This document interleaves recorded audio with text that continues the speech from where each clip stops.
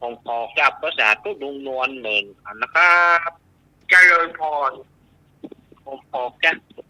สวัสดีพ่อหลวงนะครับผมเตชะนาต้องท้อเหมือนกันนะครับสวัสดีนะอ่าผมขอกลับกลับกลับสวัสดีพี่ฮิตสมัยคนงามเหมือนกันนะครับอัน เจ้า บุญ สวัสดีเจ้า ผมขอกลับสวัสดีกำนันหน่วยเหมือนกันเด้อ ผมนี่ครับเจครับผมขอกราบสวัสดีที่เปิดตองขึ้น 104ในเวียงขึ้น 104วัดศรีในเวียงเชียงใหม่นี่ก็ดีของทุกคนทุกองค์ก็ดีคนฟังก็ดีสวัสดีเหมือนกันผมขอว่าสวัสดีครับ ขอบ ล่ะ คุณคุณผู้ฟังทุกคนทุกท่านที่บ่มีโอกาสได้กู้กันนะเสนะเจ้าเนาะขอบคุณเจ้า ช่วงนี้เราจะมาประชาสัมพันธ์สักหน่อยหนึ่งค่ะก็มีจะสมัครมีว่าไปเลยนะเจ้า ก็เป็นหนึ่งเนาะ เบื้องหลัง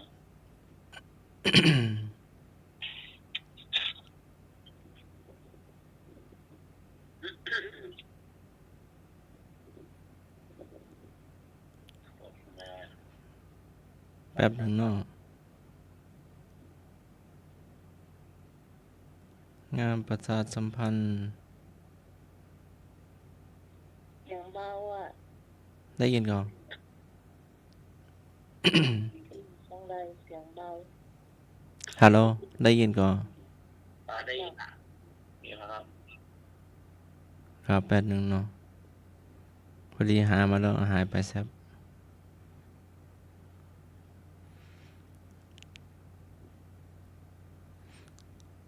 พระเจ้าวรวงศ์เธอพระเจ้าองค์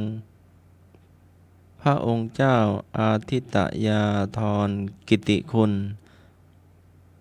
ทรงพระกรุณาประทานรางวัลไตรสรณบูชา พระเสมาสยามครั้งที่สอง เนื่องในวันอาสาฬหบูชาประจำปี พุทธศักราช 2566 ในวันเสาร์ที่ 22 กรกฎาคม 2566 ณ อาคารหอประชุม มาวกะ 48 พรรษา มหาวิทยาลัยมหาจุฬาลงกรณราชวิทยาลัย อำเภอวังน้อย จังหวัดพระนครศรีอยุธยา น้อมโมหิตาสักการะพระครูสิริบรมธาตุพิทักษ์ดร.อาทิตย์อธิปัญโย รองอธิการบดีวิทยาเขตเชียงใหม่ สาขาพระสงฆ์ผู้นำคุณประโยชน์ด้านสื่อสารมวลชน และส่งเสริมการเผยแผ่ประชาสัมพันธ์ตามพุทธศาสนา ก็น้อมโมหิตาจิตตัวโน่นเนาะ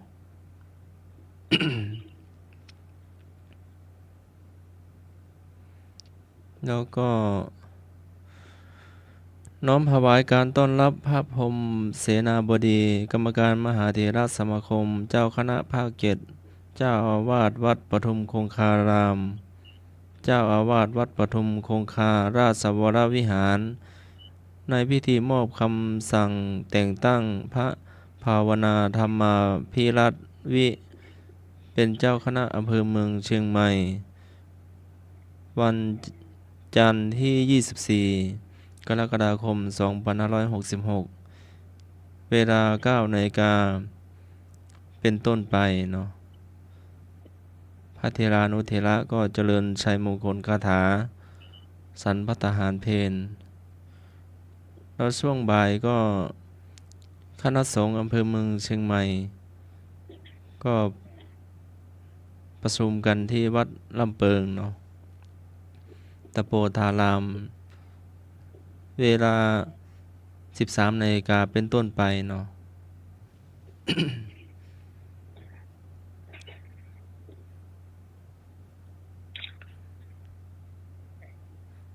แล้วก็แป๊บหนึ่งเนาะ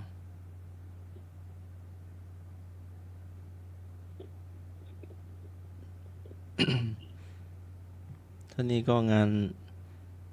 คณะสงฆ์ก็มาเรื่อยๆเนาะ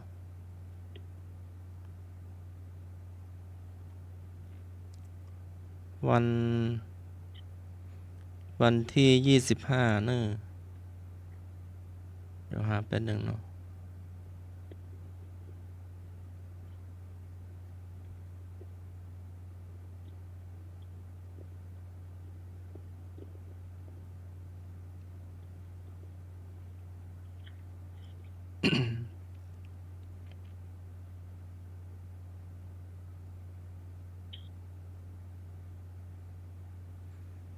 วันที่25พิธีเจริญพระพุทธมนต์เฉลิมพระเกียรติถวายพระพรชัยมงคลแด่พระบาทสมเด็จพระเจ้าอยู่หัวสมเด็จพระนางเจ้าสิริกิติ์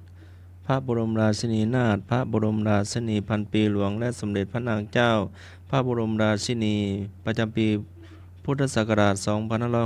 2566ของคณะสงฆ์อำเภอเมืองเชียงใหม่ในวั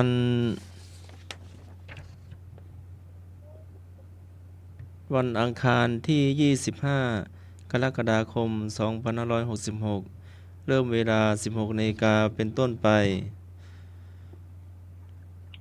ก็มีตำบลพระสิงห์เขต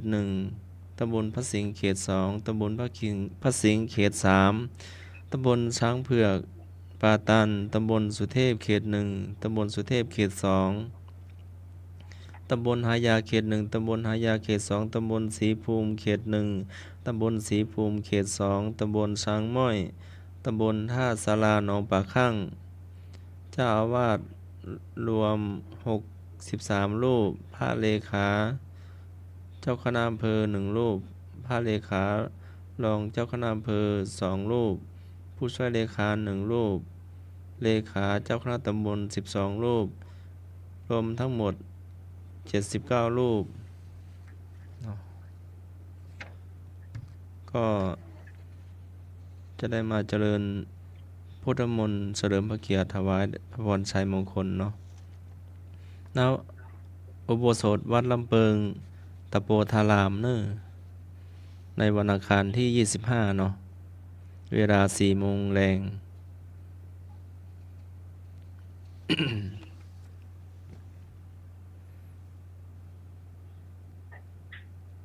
แล้ววันที่25วันอังคารเหมือนกันเนาะ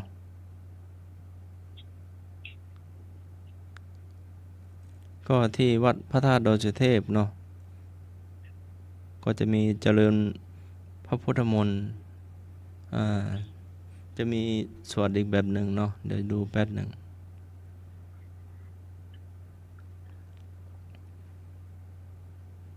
เอาแป๊บหนึ่งเนอะ เจอแล้วกำหนดการพิธีเจริญพุทธมนต์วัคหายุธรรมสธรรมะถวายพระราชกุศลแด่พระบาทสมเด็จพระปรเมนทมาธิบดีศรีสินธารามหาวชิระลงกรณ์พระวชิระเกล้าเจ้าอยู่หัวเนื่องในวโรกาสวันเฉลิมพระชนมพรรษา28 กรกฎาคม 2566ก็ในวันอังคารที่25 กรกฎาคม พุทธศักราช 2566 ณ วัดพระธาตุดอยสุเทพราชวรวิหารตำบลสุเทพอำเภอเมืองจังหวัดเชียงใหม่ก็เริ่มตั้งแต่8:30 นาทีคณะสงฆ์และพุทธศาสนิกชนพร้อมเพียงกันณมณฑลพิธีเวลา 9 นาฬิกาพระพรหมโมลีเจ้าคณะภาค 5ผู้รักษาการแทนเจ้าคณะใหญ่หนเหนือกรรมการมหาเถรสมาคมประธานสงฆ์จุดธูปเทียนบูชาพระรัตนตรัยเจ้าคณะภาค 4 5 6 7 ถวายสักการะ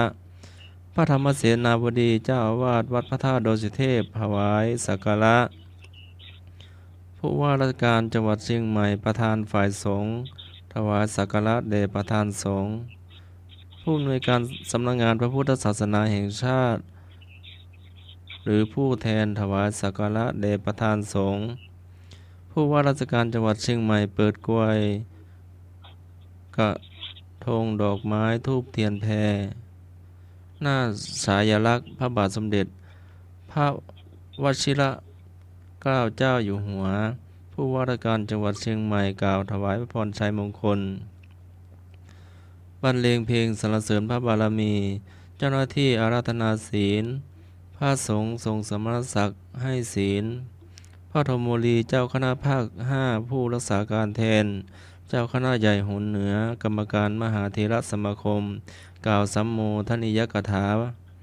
พระสงฆ์ทรงสมณศักดิ์ประกอบพิธีสู่บาสีสู่ขวัญปัดเคราะห์ตามประเพณีล้านนาเจ้าหน้าที่อาราธนาธรรมพระสงฆ์ทรงสมณศักดิ์แสดงพระธรรมเทศนาพื้นเมืองล้านนาเจ้าหน้าที่อาราธนาพระปริตพระสงฆ์ทรงสมณศักดิ์เจริญพระพุทธมนต์วัคคะหายุสัมธรรมะพระมหาเถระเถราจารย์ทรงสมณศักดิ์นั่งเจริญจิตภาวนาสี่ทิศพระสงฆ์และพุทธศาสนิกชนเจริญจิตภาวนาถวายเป็นพระราชกุศลแด่พระบาทสมเด็จพระวชิรเกล้าเจ้าอยู่หัว10 นาทีประธานคฤหัสถ์และผู้มีเกียรติถวายทายธรรมแด่พระสงฆ์ทรงสมณศักดิ์พระสงฆ์ทั้งนั้นให้อนุโมทนาเวลา 10:45 นาทีเป็นเสร็จพิธี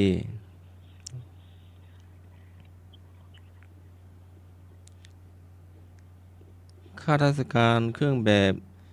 กากีพันคอแขนยาวสาธุชนชุดผ้าไทยโทนสีเหลืองเจ้า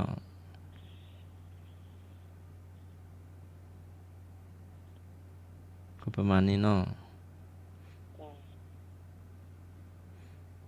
หมดแล้วเนาะค่ะบริการชวนให้เราจะปัญหาธรรมะกันนะเจ้ามีแหมอยู่เนาะ4:16 นาทีแล้วเจ้าตอนนี้28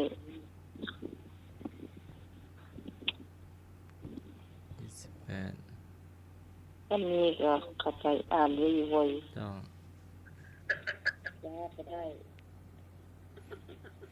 ต้องเรียบเรียงให้เลยอ่านข่าว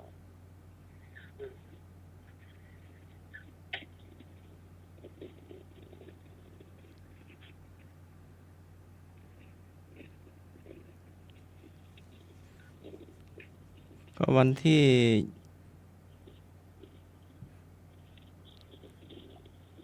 ด้วย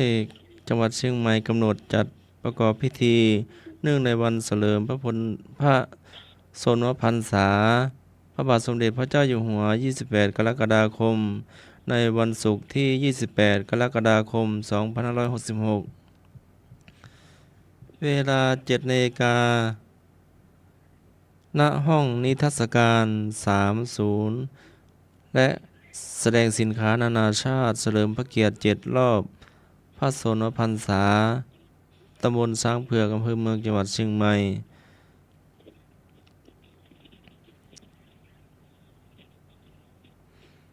จังหวัดเชียงใหม่ได้มอบหมายให้สำนักงานพระพุทธศาสนาจังหวัดเชียงใหม่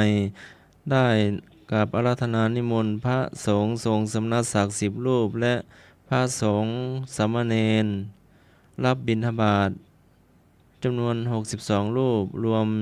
72 รูปเพื่อให้การประกอบพิธีในเนื่องในวันเฉลิมพระชนมพรรษาพระบาทสมเด็จพระเจ้าอยู่หัว เนื่องในวันเฉลิมพระชนมพรรษาพระบาทสมเด็จพระเจ้าอยู่หัวในวันศุกร์ที่28 กรกฎาคม 2566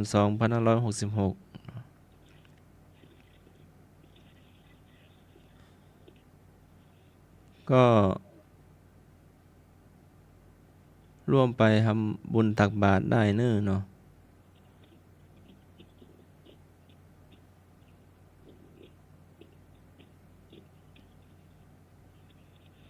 จะไปร่วมพิธีได้เนาะแล้วก็วันที่26เนาะก็หลวงพ่อขาวหลวงพ่อเจ้าวาดวัดโป่งน้อยเนาะก็ทำบุญอายุวัฒนมงคลเนาะหลวงพ่อก็ไปร่วมงานได้เนาะวันที่26กรกฎาคม2566เนาะณวัดโป่งน้อยเนาะเจ้า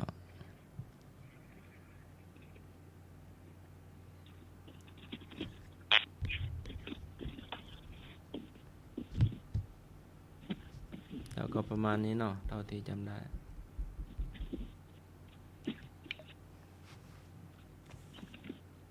อาจารย์ได้เรียบร้อยแล้วเนาะ ต่อไปคำ เก็บ ถาม เป็นแล้วก็นี่แหละ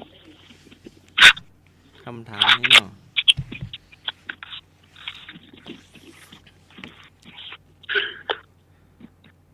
ถามว่ากิจกรรมต่อไปนี้ ชาวพุทธนิยมปฏิบัติในวันเข้าพรรษายกเว้นข้อใด ก็อุปสมบท ขอถวายผ้าอาบน้ำฝน ขอเวียนเทียนรอบโบสถ์งอพิธีรอ และแห่เทียนพรรษา กิจกรรมต่อไปนี้ ชาวพุทธนิยมปฏิบัติในวันเข้าพรรษายกเว้นข้อใด ก็การอุปสมบท ขอการถวายผ้าอาบน้ำฝน ขอเวียนเทียนรอบโบสถ์งอพิธีรอและแห่เทียนพรรษา ก็การ ครับ เจ๊เจ๊เจ๊ อันนี้ก็จะก็ไก่นั่นน่ะอาจารย์ปอ ก็ไก่จ้า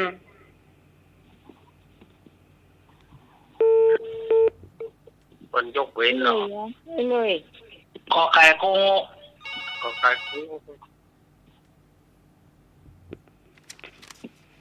เจริญปอน สวัสดีเจ้าลูกแหนม แม่สุพีต ครับผม เอาก็ไก่เหมือนกันเจ้าก อไก่โกงเนาะ เจ้า เจ้า เจ้า เจ๊รับ อา เจ๊ จารย์ เจ๊ เจ้า เจ๊เลยเจ้า สวัสดีพี่สมัยเจเนอร์ เจ้า สวัสดีลุงหมูตาลูกเจ้า ครับสวัสดีครับแม่ครับ สวัสดีพี่กรณ์กมลเจได้เจ้าสวัสดีเจ้า อย่าไม่บุญไม่บุญมาเลย แม่บุญแม่นวลแม่บ่อสร้าง เจ้าก็ไก่ก็งอกเนื้อ ครับ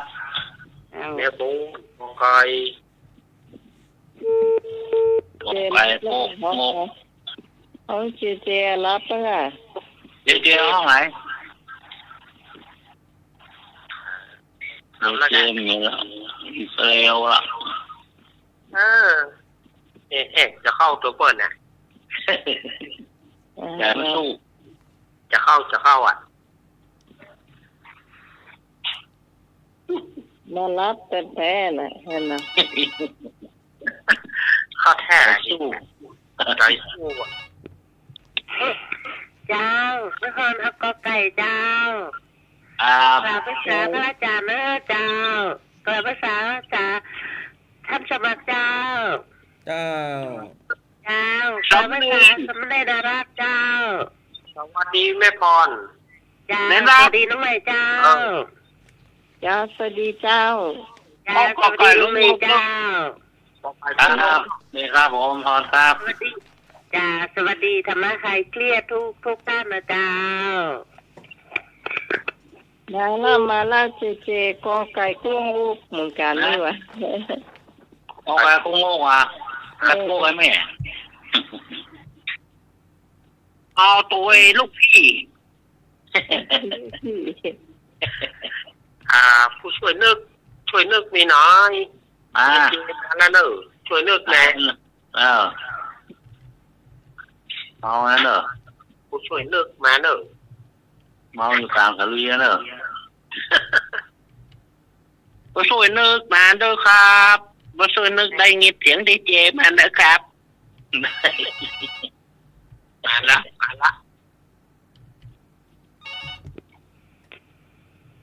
เจริญปอน เอาก็ไก่กงอกเนอะ โอ้ไก่เยาไก่เยา ตั้งรับก็ได้เนอะ เอามารับเนี่ยระวังอาจารย์นี่ฝนจะเอาสูงมาควบเนอะ เจ้า อาจารย์นี่ฝนเล่น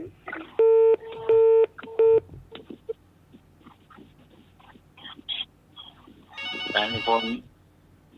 ทับปืน ร้อง เจริญ มาละ มาแล้วกงอกมันลูกพี่นะ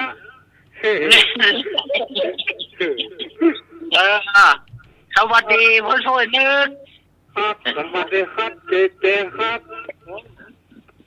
อาละสมนึกอะ อ๋อ มาละ แล้ว พี่ได้เลย ลูกพี่อ่า เออ เดี๋ยว ก็ท่านเลยจะตอบมาแถมเชิญนะเจ้า อ่า แม่นวลแม่ชมศรีแม่สมเมียมโนมาแม่เจ้า แม่แดงละคุณแม่มนมา เจ้า แม่เล็ก แม่เล็กละคุณ แม่เล็กกับปุ๊บ แม่โสธรเนาะ แม่โสธร สุนทรอยู่ทบไม่ขามกันอ่ะ อ่า เล่นหมู่บ้านนะ อ่า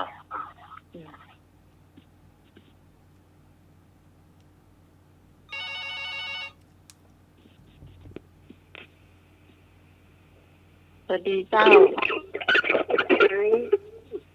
เจ้า เขาก็กอไก่นะเจ้า ก็ไก่เหม่งมาสุรีเนาะ สวัสดีครับทุกท่านครับนมัสการข้าสมัครเจ้า เจ้าแม่หยัง แล้วนมัสการพระอาจารย์เอารักเจ้า แม่สุรี สวัสดีแม่สุรี สวัสดีจ้อยนุย ครับนี่ครับสวัสดีครับ สวัสดีสมาชิกไก่เคียทุกคนนะเจ้า ครับผม วันนี้ดูแลตัวเก่าแต่เนอะช่วงนี้ฝนตกเลยเจ้า จ้าขอบคุณเจ้า แดดออก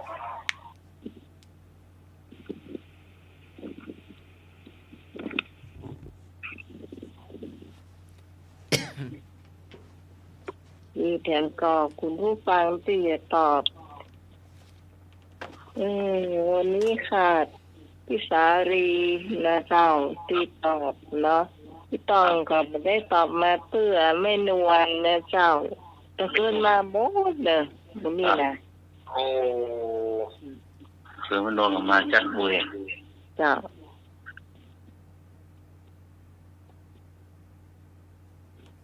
แข่งได้ฟังเป็นน้อยอกน้อยใจก้า ยังก็ ก็ขอเพลงได้ฟังแล้วท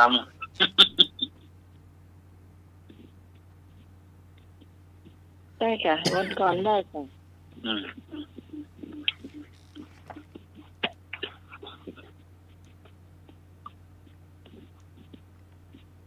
จะถึงเวลาเฉลยเนาะ ครับ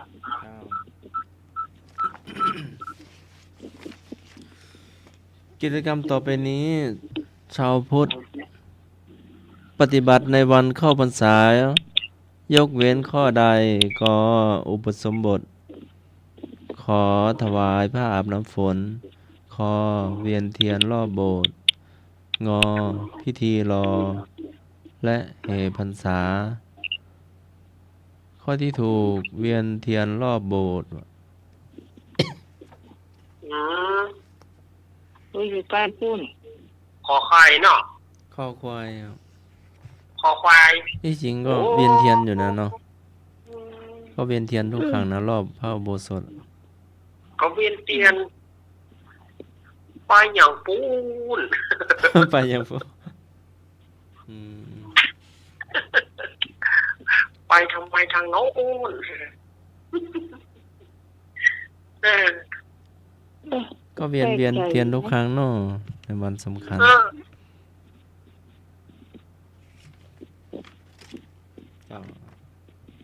แล้วมันยังมากลายเป็นอันพ่อถูกเป็นเวียนเทียน ก่อนนะการถึงว่า เป็นที่เฉลย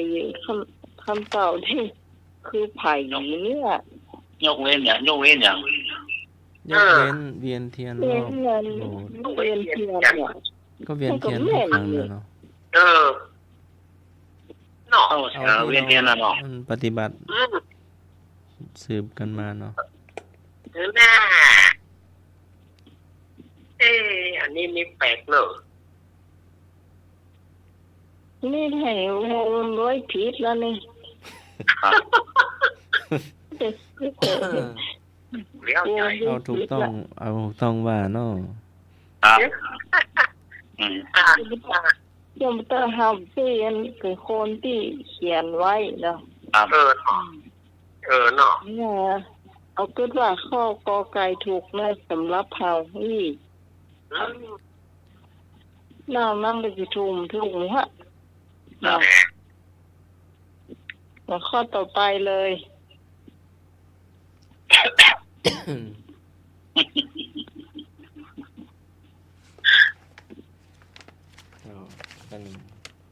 มองว่าเครื่องบินครับไปเวียดนามมาเนี่ย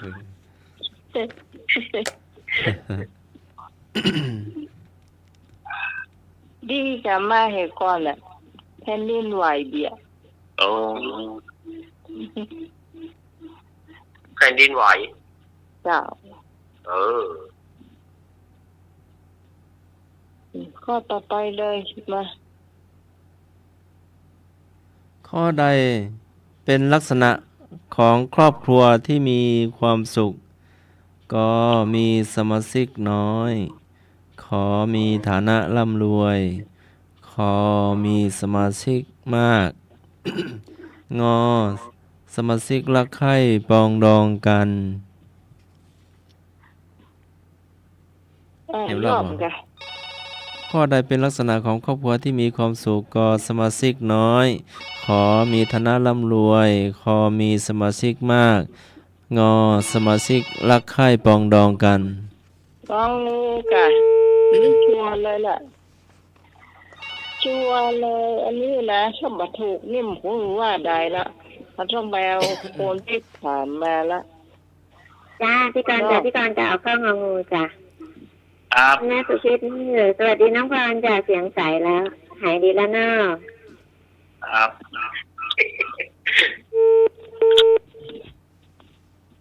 เอาครับมอเอา ลองก็มีให้มันถึงเราจะต้องไปผู้ท่านสมัครไปก็ถามคนที่ถามปัญหาเจ้า เจ้าพี่ต้องก็เอาเข้างองูเด้อ เดี๋ยวมาเลย ใจแม่ เอาไปปูผ้าที่นอนคือโคเท่า โอ้ยนั่นเตะ เอาสมอครับ เจ้าเอาเข้างองูเจ้า เอาสมอครับ หนู งงู งองู เจ้าสวัสดีเจ้า เจ้าพี่กรณ์เอาข้อกองูนะเจ้า ครับ เจ้า แล้วแต่ งองูใส่ใจมาก ดีพี่กรณ์เจ้าขอบคุณเจ้า พี่พรคันนี้เจ้าจะบอกขนาดนึง แม่บอกพลาดเลยเนาะ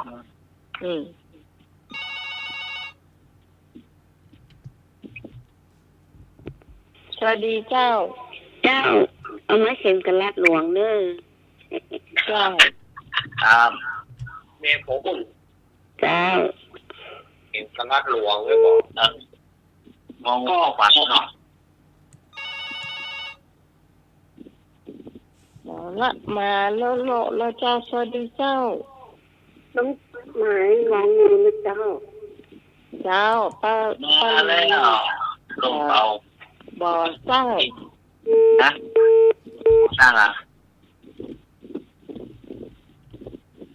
โอ้โห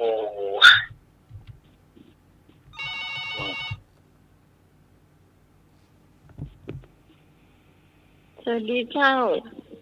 ครับบางดองนะครับห้องงองูนะครับ อ่ะผู้ช่วยนึก เลี้ยงมาเป็นแรกเป็นจานมา มาเรียงมา อืม อ้าวพี่น้องปองดองเนาะไปดีว่ะ เจ๊ก็ไหน ห้องงองูครับเจ๊ของงอ สวัส งู ดีเจ้า เอางงตามเหรอ แม่สุพิษ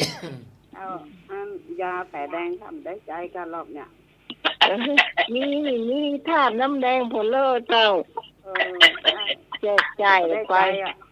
จ่ายกันไป ได้ใจกันหรอ แจกจ่ายไป อันนี้ต้องขอบคุณน้องเอสฐานอากาศนะเจ้า อันนี้เจ้าของเพิ่นบอกว่า ดีพี่พร ยา เจ้า ที่น้ำแดงได้ให้ปีใหม่ไว้ใจนะ เล่นนอกเดี๋ยวอย่างครับ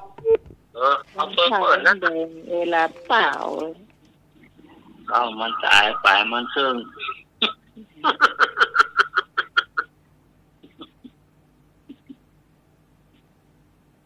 มีฉันก็คุณผู้ฟังที่ตอบก็เนี่ยเจ้า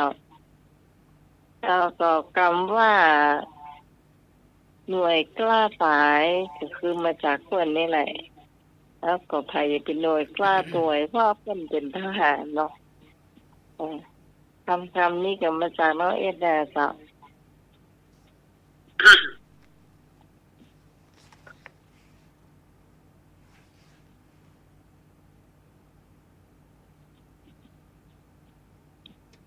ก็หลายแล้วเนี่ยเนาะ สามไม่โจถ้าฟังอยู่โทรเข้ามาได้เนอะเจ้าถ้าฟังอยู่นะฝากพี่จอยไม่โจนะ สามไม่หลอดเราไม่ได้ยินเสียงเบอร์แล้วเนี่ย เเจ้าหม้อแปลงซาลาเปาอีกแล้วนี่ เอาเสียงสามหลอดนะครับ เจ้า แต่งกระเป๋า ครับ เอาถ้าไปอุดหนุนแต่ ครับ หรือว่า จริงมาเพื่อที่จริงมา คณะว่านะ หน้าตี้หรือกำนันนุ่นนะครับไปขายแต่ปุ่น ไปจิ้มผมก่อนนะ ว่าอย่างนั้นกำนันนำเปิดจะเพื่อขายใหญ่ที่นี่คือเปิดนักต่างๆก็ได้จิ้มเพื่อมันจะจิ้มแกนเดียวแล้วไม่จิ้มผิดเจ้าเนี่ย ง่ายยังลงหน่วยเลยประทับเจ้าพ่อร้อนบอกอะเอาหนามมาเรื่องหัวหรอก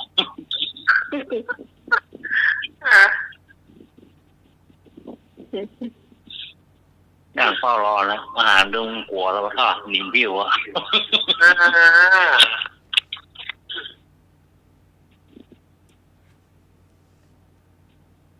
มีเชมก็ที่ตอบเจ้า ครับบนแล้วเนาะ มดจะได้เฉลยเนี่ยเจ้าเนาะ มาคุณดังๆแล้วเข้าใจกันมั้ง ข้อใดเป็นลักษณะของครอบครัวที่มีความสุข สมาชิกรักใคร่ปรองดองกัน โอ้อีกอ่ะ ต้องเลย กูแน่คืนแล้ว ตัวเจ้า กูแน่คืนได้แล้ว เนี่ยเจ้าของเขาทุเรียนมาเจ้าของเขานั่นมานี่มาเพราะกันสูงไหมเนาะ เนี่ยแน่นอนค่ะ เจ้าของขึ้นทางหลังของขึ้นทางหน้าของเนี่ยนักม่วนหรอกความสุข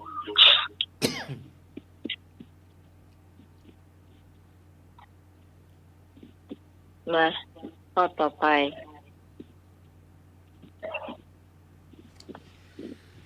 ถ้านักเรียนต้องไปไหว้พระพุทธรูปที่วัดควรเข้าไปบริเวณใด ก็สถูป ขอเจดีย์คอวิหาร งอพระปาง ถ้านักเรียนต้องการ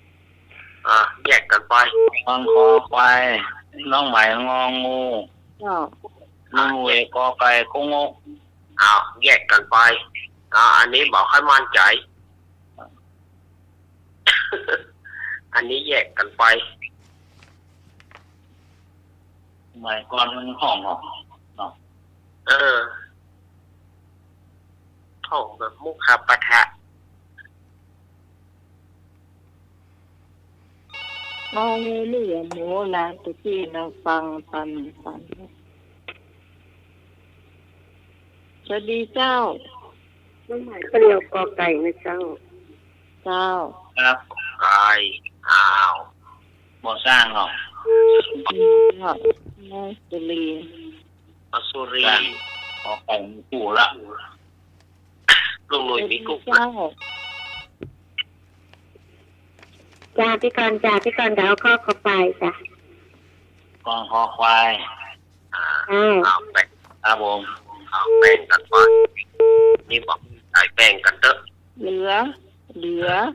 ขอไข่เจ้า แล้วขอ ไข่ ให้ ร่วง ครับ ให้เลิก ดูวันตาขอไข่เอาเหรอ ไข่ เอาขอไข่ได้อีดูกันเลย ฮะ เอาขอไข่อีดูวัน ครับ ไอ้นึกสบายดีวะครับ ครับสบายดีครับ ขอบคุณครับเจสบายดีก่อนครับ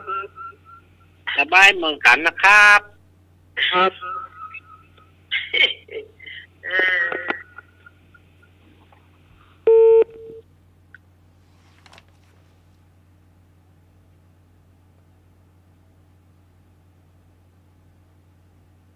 ไปหมดแล้วครับเนาะ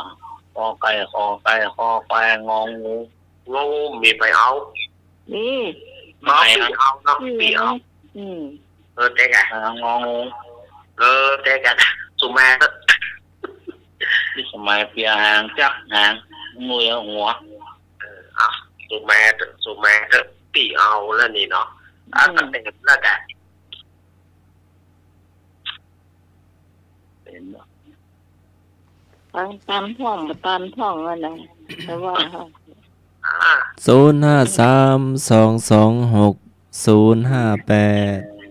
บอกว่ากันนะอ๋อ อืม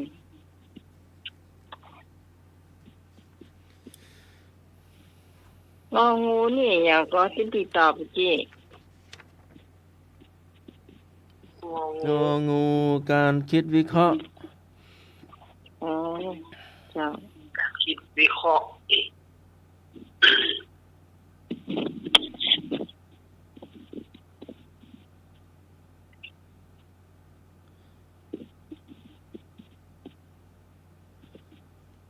งองูย่ามันโคไก่ก็ได้นะ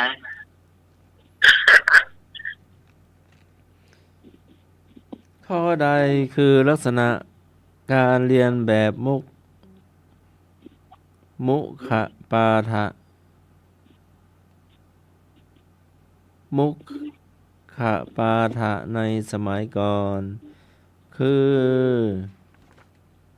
วิธีการเรียนพุทธวจนะหรือพระไตรปิฎกในสมัยก่อน ใช้วิธีการท่องจำเรียกว่ามุขปาฐะการต่อปากกันมา ข้อไหนถูก ข้อที่ถูกคือ การท่องจำ กอไก่ กอไก่ กอไก่ ก็ไก่ของงกเนี่ยก่อนนั้นหรอสมัยก่อนนะคอไก่คอควายอะไรเนี่ยก็ ไอ้หน่วยเดาถูกต้องเฮ้ย ผมได้เลยอ๋อ คนเนาะ ไม่ ถู ใช่ กไม่ต้อง ธรรม นั ดาก เรียนวัดเก่าโล เออ อยู่ ห้องหรอเพิ่มอย่างออกปากคอหน้าห้องอยู่เนี่ย ไอ้ยา กออากานอานากาทำนากาเนี่ยอ๋อ ถามหน่อยเหรอ การท่องจำ7บ่8เท่าไหร่ อ๋อ เข้าใจ1 2 3 4 5 6 7 8 9 10 7 บวก 8 16ผมจำได้เดี๋ยวก่อน15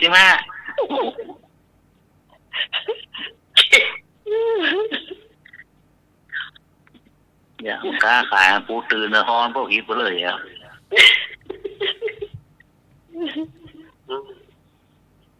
เนี่ย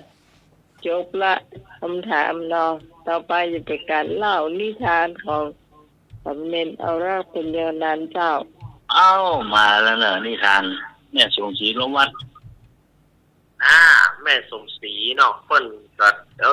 ใจจดใจจ่อเรื่องนิทาน มาแล้วเนอะตถาญาติโยมช่วงของเรานิทานเนาะก่อนที่จะเล่านิทานก็ขอประชาสัมพันธ์สำหรับศรัทธาญาติโยมขอเชิญชวนคณะศรัทธาญาติโยมร่วมไปถวายเตียนจำนำพรรษาผ้าอาบน้ำฝนที่วัดพระบาทอุดมน้ำบ่อสาวาตำบลเวียงอำเภอฝางจังหวัดเชียงใหม่วัดของพระเดชพระคุณหลวงพ่อสุจิตตานุรักษ์เนาะซึ่งเพิ่นจะมีการถวายตานเตียนในวันอาทิตย์ที่13สิงหาคมหลังวันแม่1 วันเนี่ยก็เชิญชวนคณะศรัทธาญาติโยมปากันไปร่วมถวายตานเตียนรู้สึกว่าเพิ่นจะไปถวายที่วัดห้วยงูหน่อยโดยแกถ้าจำบ่ผิดนะถ้าจำบ่ผิดที่เพิ่นจะเอาไปที่ห้วยงูหน่อยโดยแล้วก็ถวายที่วัดพระบาทอุดมโดยถ้าไปที่สามารถจะไปได้เพราะก็มีการถ่ายทอดเสียงทางขึ้น104แล้วก็เครือข่ายขึ้นสีขาวเพื่อชาวประชาเชิญชวนคณะศรัทธาญาติโยมไปร่วมถวายเตียนจำนำพรรษาเนาะมาถึงช่วงเล่านิทานสำหรับวันนี้อันนี้เปิ้นฮื้อชื่อนิทานเรื่องนี้เปิ้นฮื้อชื่อเรื่องว่าเสือเย็นเนี่ยเสือเย็นนี่ศรัทธาญาติโยมอาจจะบ่เข้าใจว่าเสือเย็นนี่มันเป็นเสืออย่างใดเป็นเสือตัวจริงๆก็เป็นเสือตัวจริงๆหรือไม่คำว่าเสือเย็นตัวนี้อันนี้ตามคนเฒ่าคนแก่เปิ้นได้บอกไว้ว่าเสือเย็นเนี่ยปัจจัยเสือแต่เป็นเสือที่แต่เป็นตู้เจ้าอันนี้นะเสือเย็นนี่มาจากตู้เจ้าที่เฮียนคาถานัก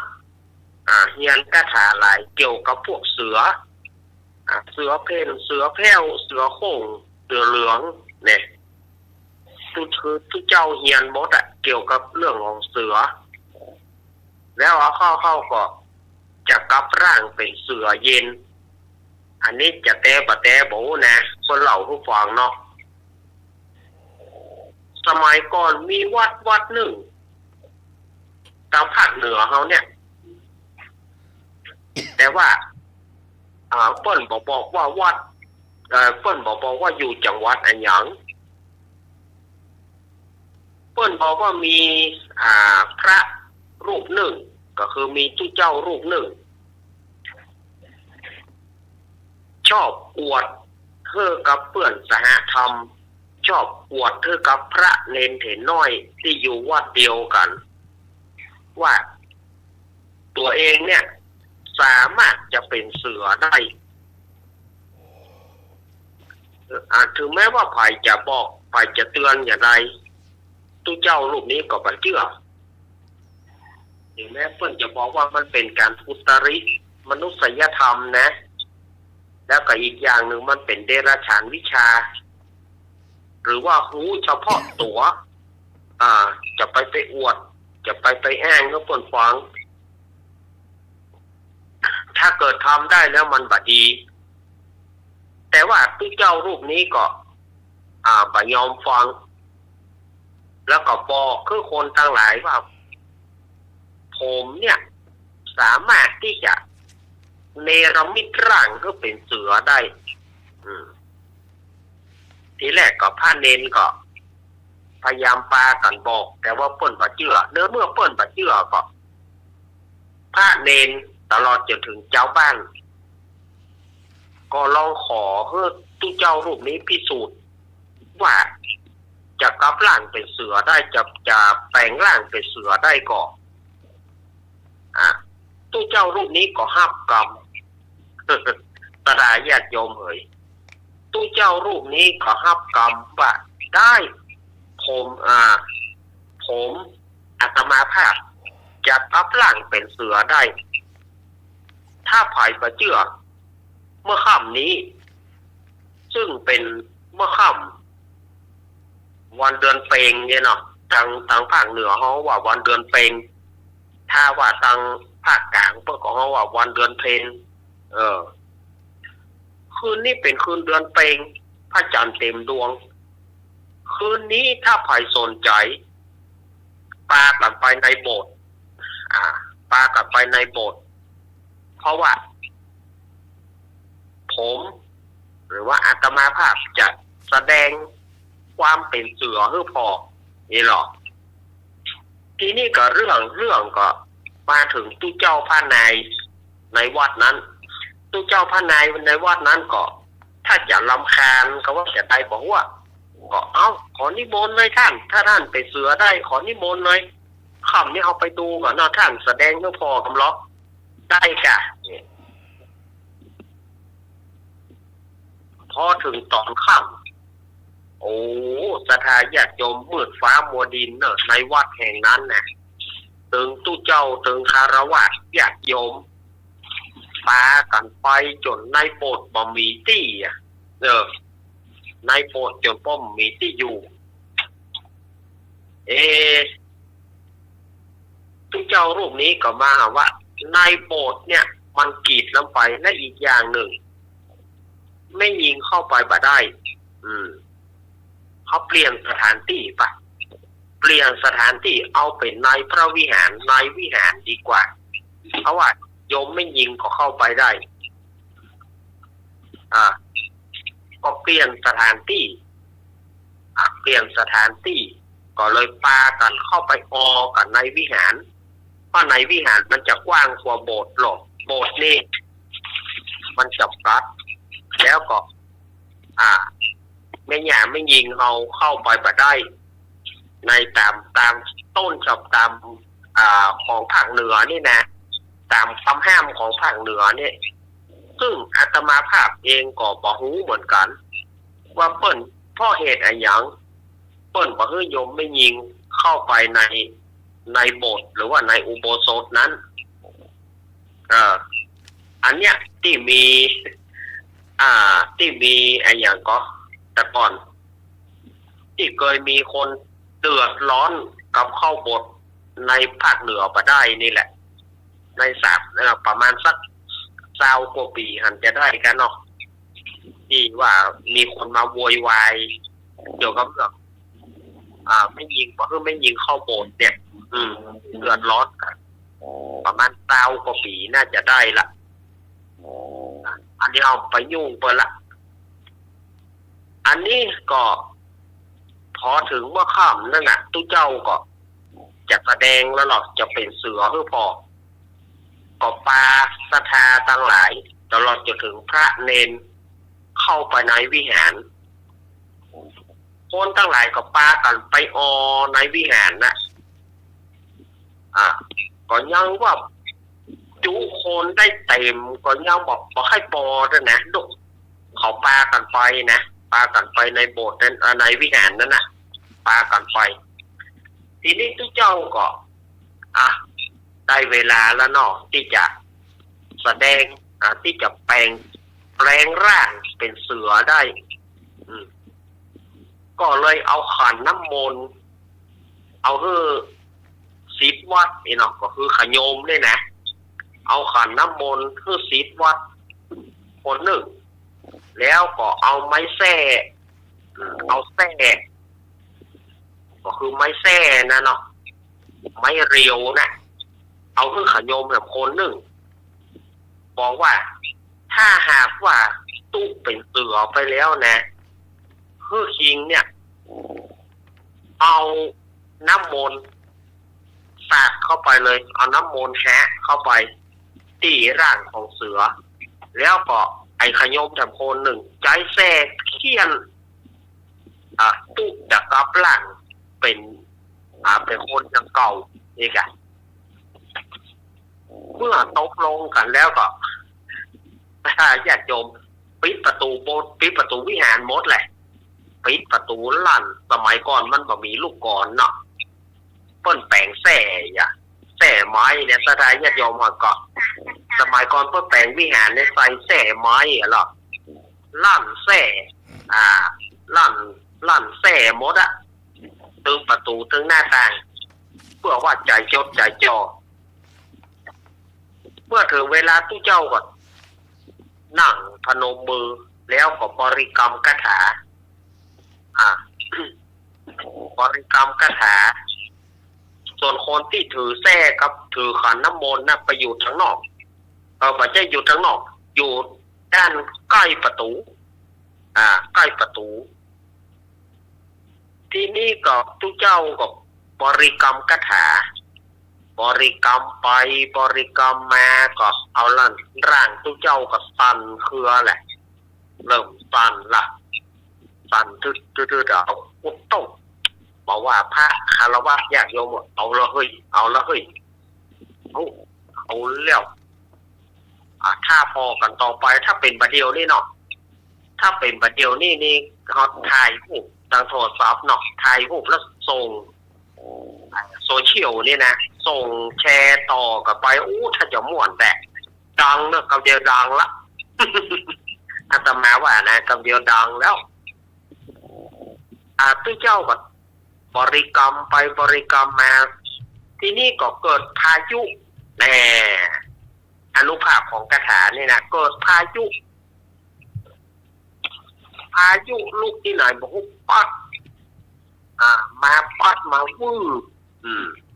เป็นลมมาวืบหนึ่งแล้วก็มีก้อนเมฆมีเมฆสีดำเข้าคุมร่างของตู้เจ้าพอเข้าคุมร่างของตู้เจ้ารูปนั้นตู้เจ้ารูปนั้นก็หมอบลงพระกรรมหนึ่งก้อนเมฆเมฆที่บังตัวของตู้เจ้าเนี่ยกระจางไปเพราะว่าเมฆนั้นจางไปก็ปรากฏว่าร่างของตู้เจ้าเนี่ยกลายเป็นเสือแหละร่างของตู้เจ้านั้นกลายเป็นเสือกรรมนั้นก็คารวะญาติโยมพระเนรเถรเจ้าแตกกันโดยเฉพาะอย่างยิ่งไอ้คนที่ถือขันน้ำมนต์กับถือแส้ไว้ดีกว่าตู้เจ้าว่าให้เอาน้ำมนต์แฮะแล้วก็แต่คนหนึ่งเอาแส้ฟาดไอ้ตัวไอ้สองคนนั่นน่ะมันอยู่สื่อประตูพอดีหรอกแม่ญาติโยมเนาะมันถีบประตูออกแหละถีบประตูออกขล่มบ่มบ้ามกันนั่นก็สะท้าตู้เจ้าพระเนรคารวะญาติโยมแตกกันลู่กันออกแหละที่ฝ่ายผู้เจ้าที่มีร่างเป็นเสือนั่นน่ะก็จะตั้งใจว่าจะนั่นน่ะจะว่าจะไปหนีลูกปิ๊กแม่น่ะแต่ว่ามันกลายเป็นเสียงเสือไปอย่างแล้วสดายญาติโยม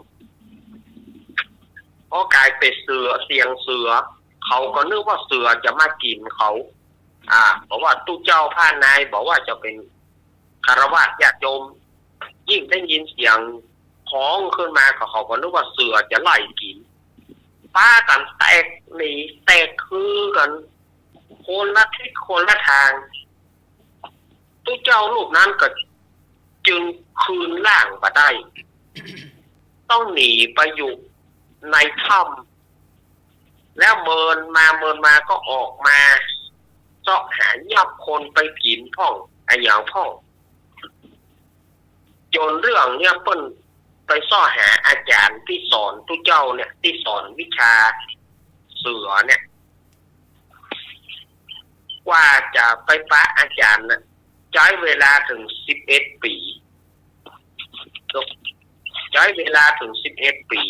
เมื่อไปปะอาจารย์แล้วอาจารย์ไปซ่อหาที่เจ้ารูปนั้นน่ะเพื่อไปปะกลายไปเสือไปอย่างแล้วเพราะว่าใช้เวลาเมินรับ11 ปีต้องนำเอามาแล้วทำพิธีถอนอาจารย์ที่สอนนะเพิ่นใช้ทำพิธีถอนพอที่เจ้านั้นคืนร่างมาแล้วปรากฏว่าอู้ภาษามนุษย์บ่ได้อู้ภาษามนุษย์บ่ได้ก็ฝึกก้อยฝึกมันเหมือนเฮาเอาเหมือนเฮาเอาเสืออย่างมาฝึกกันเนาะ เอาขึ้นมาฝึกอู้น่ะใหม่เหมือนเฮาเอานกเอาอย่างมาสอนเนี่ยศาสนาญาติโยมเนี่ยเปิ้นว่าของดีมีดคมก็คือเอาไปในฝักบางทีเฮาไปเผยแพร่เห็นแล้วมันก็ย่อมจะมีการลองถ้าลองถูกก็ดีไปถ้าลองบ่ถูกก็ยังว่านั่นเด้อเปิ้นเฮาว่าเฮียนถูกก็ต้องเฮียนแก้เมื่อเฮียนถูกแล้วบ่มีข้อเฮียนแก้มันก็แย่ไปตามๆกันอันนี้เรื่องนี้จะแท้บ่แท้บ่เด้อเปิ้นเล่ามาอาตมาก็ว่ากับสถานญาติโยมว่าไปอันวันนี้นะเรื่องนี้เนี่ยที่เคยได้ยินอาจารย์ยอดเล่าให้ฟังเรื่องนี้มันเกิดขึ้นที่ไม่แต่งกันปัจจัยเรื่องแบบที่เนนอู้นะมีเนนคนหนึ่งที่คนบอกวัดอยู่เหมือนกันพรรษาเดียวก็ได้แหละถ้าแกออกเดินทุดงคนห้ามหลายคนแล้วแกบอกให้ฟังคืออยากไปออกไปเดินทุดงเนี่ยทั้งที่อายุก็น้อยอยู่เนาะอยากไปถ้าทีนี้จะมีคนแถวที่แกเข้าป่าแหละแกบอกเปิดของห้ามว่าเนมก็น้อยอยู่ถ้าไปเตื้อเนี่ยตาเป็นตาดงดิบทางนั้นนี้เนาะจะต้องไปเตื้ออะไรกันห้ามกบฟังและทีนี้แกก็เข้าไปเรื่อยๆจนกระทั่งมันเจอห้วยเนาะเป็นน้ำใสอะเพื่อจะพักที่ห้านที่ห้านไปทำสมาธิที่ห้านเลยค่ะก็คืนแรกก็ว่าเป็นอย่างปรากฏอยู่ที่ห้านเนาะพอแม่แรงมาวันนั้นเนี่ยก็ไปเอาน้ำรอบมันค่ำแล้วเนาะไปเอาน้ำที่ห้วยเพื่อจะเอามากินเอามาส่องน้ำอย่างเงี้ยค่ะเนาะก็ส่องเรียบร้อยละแล้วก็จะมาไว้กินเมื่อคืนเนี่ยค่ะทีนี้พอกำลังตักน้ำเพื่อจะเอาขึ้นมาเนี่ยก็เจอเสือตัวหนึ่งแกสะดุ้งตกใจขนาดเลยตัวเสือตัวใหญ่เลยนะแกตกใจแกจนโมโหว่าจะทำใดจะล่นไปทางใดจะโมโหจะล่นเนาะว่าตกแต่ล้ำไปยังเป็นละอ่อนอยู่ทีนี้ตกใจล้ำไปน่าจะชอบด้วยซ้ำนะท่านเป็นละอ่อนแล้วโมโหจะขอความช่วยเหลือจากใครตัวพอตั้งสติได้ก็เตียวปีกมาที่เก่า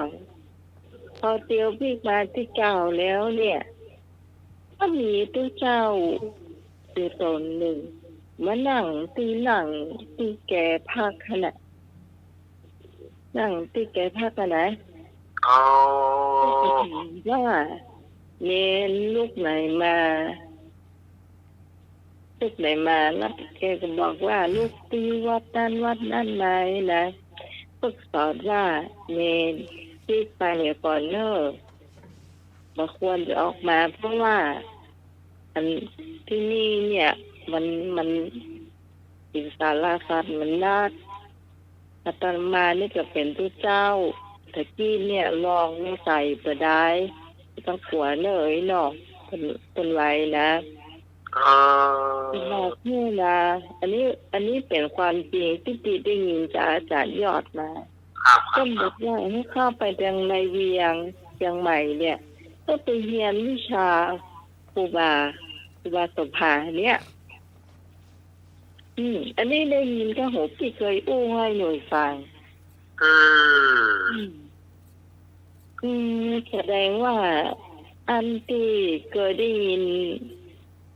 หลวงยุทธเปิ้นอู้เนาะสมัยเปิ้นยังบ่ตายเนี่ยเพิ่นมาบ้านที่บ่อยๆเพิ่นจะอู้เรื่องครูบาโสภาเนาะว่าเปิ้นเก่งเรื่องเสียงฟัดทั้งหลายเนี่ยพอเฮาก็จะยินอาจารย์ยอดอู้เนี่ยซึ่งเพิ่นสอนเด่นน้อยคนนี้เนี่ยให้ไปเรียนกับครูบาโสภาก่อนที่จะเดินที่ดงเนี่ย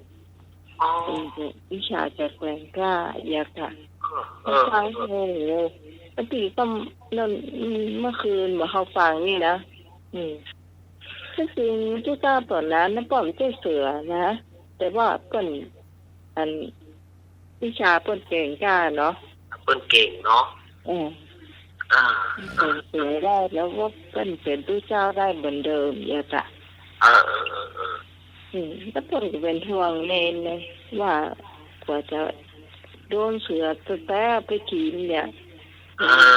อยากให้ติดไปเรียนวิชาอย่างเงี้ยก่อนเพิ่นบอกเลยนะว่าให้ไปเรียนกับครูบาโสภาก็ซื้อเลยนะว่าให้มาตรงนี้เลยครับอันนี้ได้ยินก็หูแต่ดีกันจุยนะเขาได้ยิน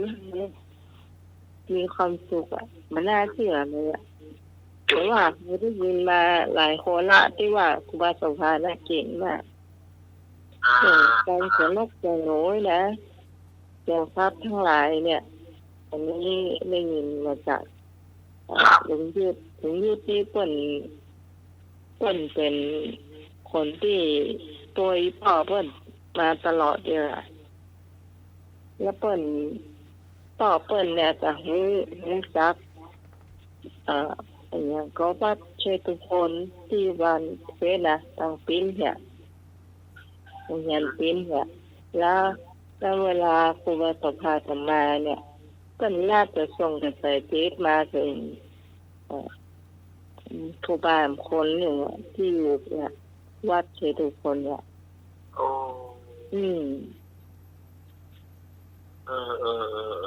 เลยได้ยินเรื่องนี้บ่อยๆมันก็เลย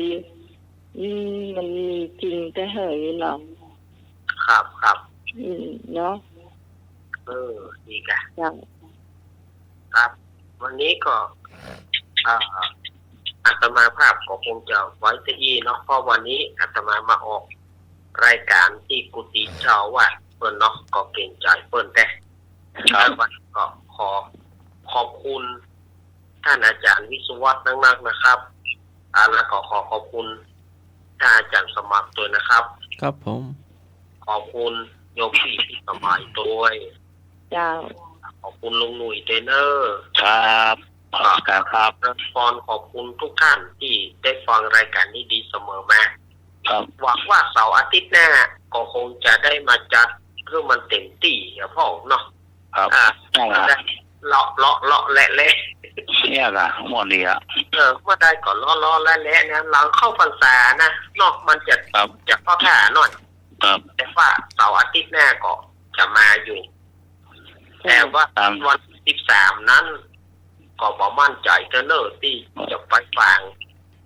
บอกว่าจะมากี่โมงแน่นั้นต้องว่าตามกำลังใจตามกำลังนะครับอย่างไรก็ขออนุญาตกันเด้อขอสถาญาติมีสุขผลการทุกผู้ทุกคนเด้อครับพลังขอเจริญพรสาธุครับ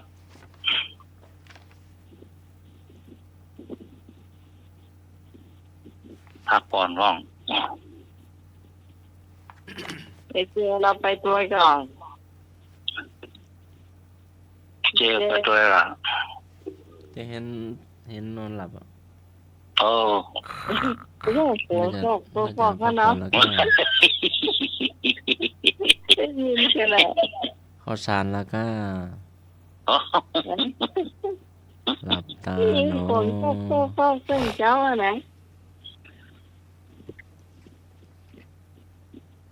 เดี๋ยวก่อนจะได้ดีอยากสมัครวางก่อนหมอแล้วก่อนถ้าสายจีเจงอยู่อ่ะ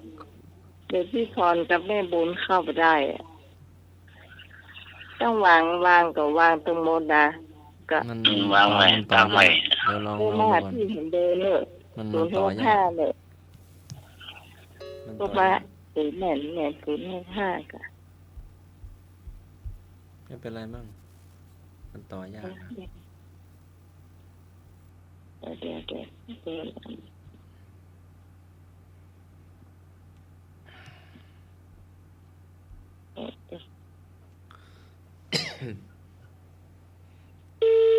อันนี้ก็กำลังประสานแม่บุญเนาะพี่พรเนาะ เดี๋ยวก่อนจ้ะ ฮะ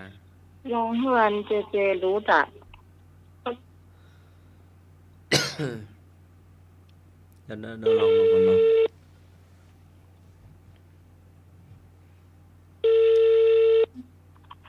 เจ้า เจ้า เจ้าไม่ทราบเจ้า ได้อยู่แล้วนะไหม กราบภาษาทำสมัครเจ้า เจ้าได้อยู่แม่นะไหม จ้าสวัสดีแม่บุญเจ้า เจ้าสวัสดีเจ้า เจ้าต่อได้อยู่เหรอ ครับ เจ้าดีแล้ว นี่ ไปนับหนึ่งไหม นี่มีน้องไหม ถ้าจำเป็นได้ก็ฮัลโหลนะไหม ไม่ได้แซ่บอ่ะได้ยินเสียงเจคนก็ได้ยินจ้ะ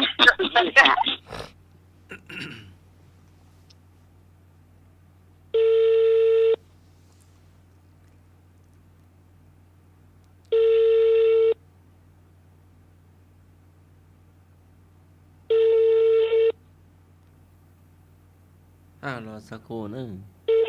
ต้องประสานโยมให้สมัยเนาะ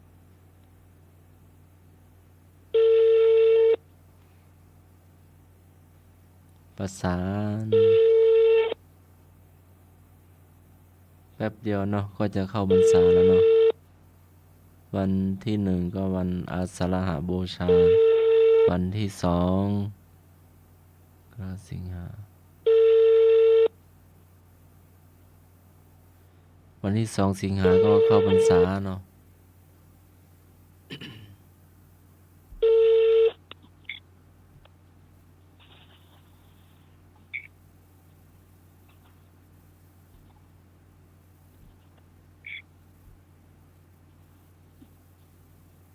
ฮัลโหล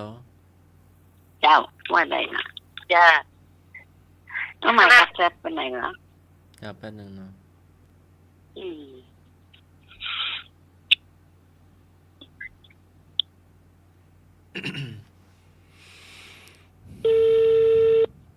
เวลาก็ผ่านไปเว้ยเนาะ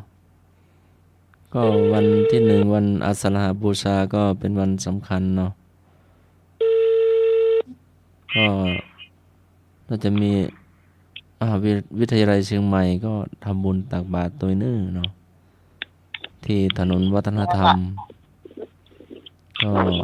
ศรัทธาญาติโยมก็มาร่วมบุญตักบาตรได้เนาะตรงขวงวัฒนธรรม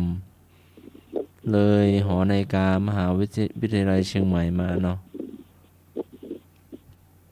ไอ้ที่ว่าอู่นะกำเขา นี่ยังไง นะ หน้าหมายมาแล้ว มาแล้วดอนตัน เจก็น่าจะอยู่ในสายอยู่ก็ เจออกไปยังก็ จะบอกเป็นหยังอยู่ตัวกันนะ ได้หรอ ก็ได้อยู่ ครับ หน้าหมายลุงหน่วยเจ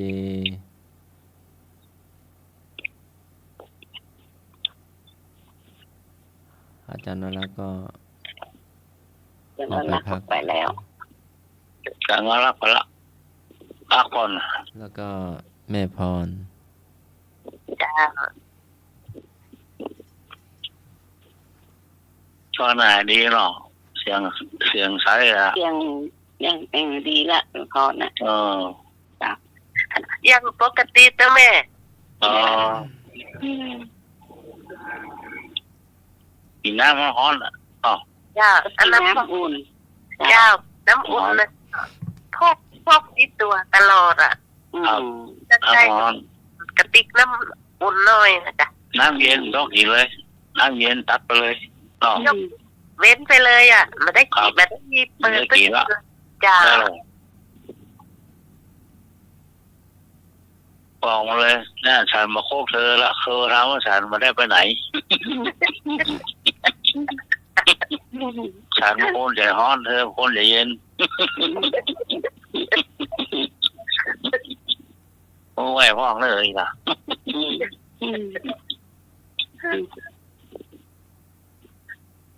เนี่ยใกล้เข้ามีเสียงละ จ้าเด็กอะเดี๋ยวนี้แม่ศิลปินบ้านทาไม่นอนไข้หัวอยู่เพราะบ้านทาเพื่อนเลย เออ มาใครตลอดแม่เสาร์ตี้นะจ้ะ โอ้ขอบคุณนะครับ ขอบคุณแม่บ้านหาเนอะ จ้ะโอ้ปนข้าวปนเครือนี่โชค โอ้แล้วข้าโทรมาด่า มะแรงนี่เปิดเข้าสถานีวัดพระบาทจ้ะ ครับ อยู่ฟังเพลงเป็นแฟนพัน โอ้ ธุ์ หมดเนอะเขาเป็นห้ามเป็นห้อยนะด่าอ๋อ ค่ะจ้ะ กรรมบเก่าเจ้าเนาะ ครับกรรมการท่านสมัครครับผม ไม่ได้ลืมแต่ว่าแล้วก็ไปเวียดนามอ่ะ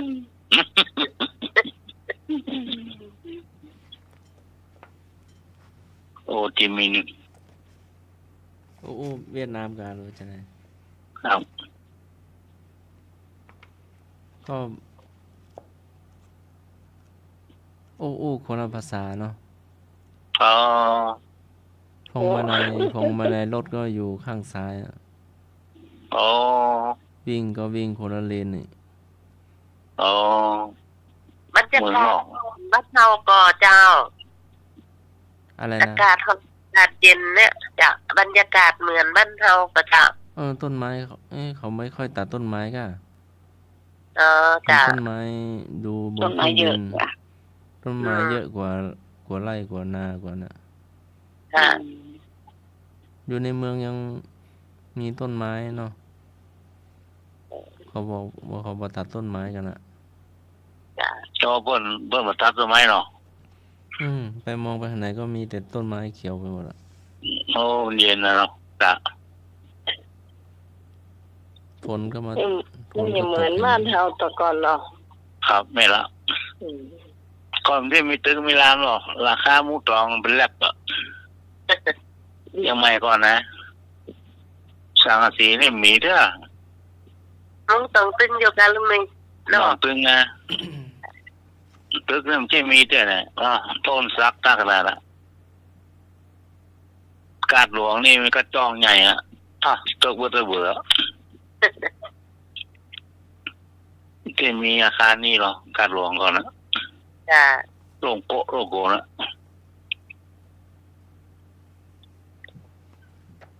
แล้วก็ กาดก้อนใหญ่กาดหลวง หาตลาดก็ขายกัน ก็เหมือนบ้านเราเนาะ อ๋อ แต่อู้ น้ำเต้าหู้กาแฟมีหรอมาเจ้าหรอ มีอ่ะแต่เฮิรนอู้เราก็ไม่เข้าใจเขาเนาะ เขาก็พูดภาษาบ้านเขา อ้าวก็ยังมาอันภาษาอังกฤษอ่ะ มันไม่เก่งเนาะให้โยม ภาษาอังกฤษ คนที่ เป็น แปล ภาษากลางเลย เราไม่ถนัดอะเนาะก็มีโยมเขาช่วยแปลให้เนาะหลวงพ่ออู้ไทยก็ โยมก็ช่วยแปล มีล่ามเนาะจ้ะ มีเนี่ยมีไกด์มีล่าม จ้ะ ก็มีเจ้าวาดก็มีนะแต่ท่านใส่ อืม ใส่ผ้า อืม ผ้าคล้ายๆไม่ใช่จีวรนะเนาะเป็นผ้าใส่เสื้อใส่เนี่ยแต่ท่านบ่เห็นโกนคิ้วนะ ท่านโฮมจีวรบ่มีกันโฮมจีวรยังไม่เท่าประจักษ์ ใส่เตียวใส่เสื้อแขนยาวไปนะเป็นสีน้ำตาลก็มี เป็นมหานิกายเนาะอย่างญี่ปุ่นอย่างนี้แค่จะเป็นอย่างนั้นนะจ๊ะ คนละนิกายก่อนนิกายยังไม่เท่า จ้ะ พระเจ้าก็หน้าเหมือนบ้านเขาเนาะ พระเจ้าก็หน้าเหมือนบ้านเขา แล้วก็มีแม่กวนอิมตัวองค์ใหญ่มากสูง ที่แม่น้ำดานังอ่ะท่านไปสวดมนต์เนาะแล้วเพิ่นก็ ยิงพ่นมาเฮียนทางบ้านเฮาจัดนักอ่ะ อ่ะ มาอยู่ว่าเจ็ดลินฮะจัดหลาย ก็เน้นบ้านเราก็เคยมีแต่ก่อน วัดเจ็ดลินเนี่ย กวางหุย วัดมหาวิษณุเนี่ย ที่เวียดนามนะ ถ้าเวียดนามอะค่ะ ที่เวียดนามมาพ่นมาอยู่ว่าเจ็ดลินจัดหลาย เก่งหลายทีเนอะ เก่งอังกฤษเนาะ กว่าจะมาให้นะ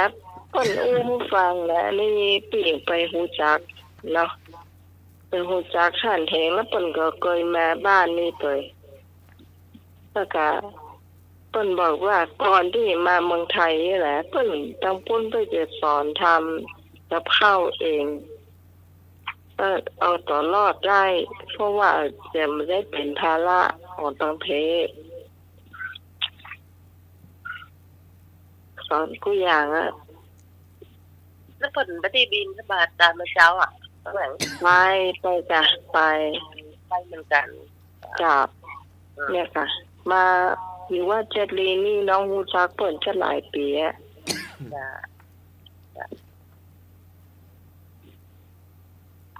เดี๋ยวนี้เปิ่นพี่ไปอยู่เวียดนามนะ จ้ะ เห็น มหันมีแล้วเนาะก็จะดิน โน้นน่ะบางคนนี่อูได้8 ภาษากันเนอะแม่ แม่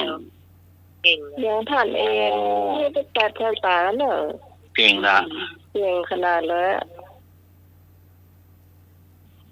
เชื่อธรรมดานะ โอ้คนที่โอ้เหมือนกันหมดเหมือนดาบเนาะ อย่าง คนอย่างเนาะ เป็นก็อู้อ่ะ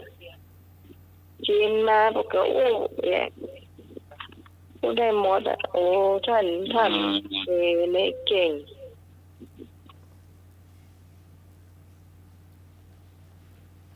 เกิดเวียดนามเนาะ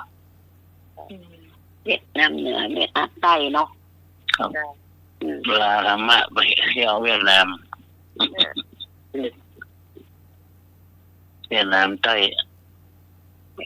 ใต้เวียดนามเหนือ เวียดนามใต้นี่เปิ้นไหวเห็นนะ เดี๋ยวรวมกันหมดแล้วก็ เนาะครับ จ้ะ เวียดนามเหนือว่าเขาไหวเฮาเลยหรอสวัสดีเจ้าเนาะ ก็มีภาษาเปิดเนาะ เนาะ จ้ะ ว่าเหนือหรอกเนาะ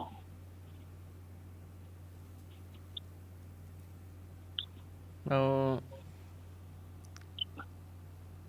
พูดดังๆเลยค่ะไม่ได้ยิน สวดมนต์เราก็สวดให้ตัวเนาะแล้วเพิ่นก็นำสวดตัวเนาะสวดไปเห็นตีกระดังอะเนาะแง่งไปแล้วเราเป็นไม้เหมือนกับ เหมือนกับหลังเต่าเนาะเป็นไม้แล้วเอามาเคาะดัง ที่ข้อดัง ปอก ปอก ปอก ปอกปอกนั่นน่ะปอกไม้ บางวัดก็อันใหญ่นะแม่บางวัดก็โอ้อุ้มแทบไม่ไหวเนาะบางวัดอะ โอ้ บางวัดแล้ว เพิ่มจะไว้นะมอเตอร์ไซค์มากกว่ากัน ไม่เหมือนเรา คนละอย่างกะ อืม คนก็ภาษาเปิดกัน มันก็เป็นมันไม่ใช่นะโมตัสสะมันก็น่าจะเป็นภาษาบาลีเลย ฟังนะ เนาะจานเปิดนะ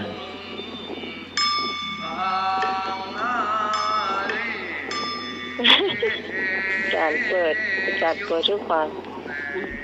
ท่านสมาแล้วเปิด ก็ม่วนดีเหมือนกันนะฟังบทฟังเปิด แต่ว่าของที่เบสสม่วน แม่นที่เด็กก็ม่วน เบสสวดโอ้โหฟังแล้วคือมันเคลิ้มเลยนะ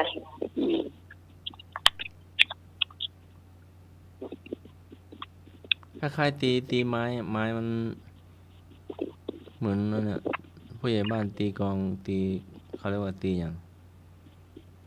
ปกโลกอ่ะมีปกโลกอ่ะ ปกตีไม้บางวัดก็ใหญ่นะแม่ ครับไม่นะไม่บอกไม่ให้นะเนาะ แต่ของเพิ่นเป็นไม้แบบไม้หนาไม้ใหญ่นะ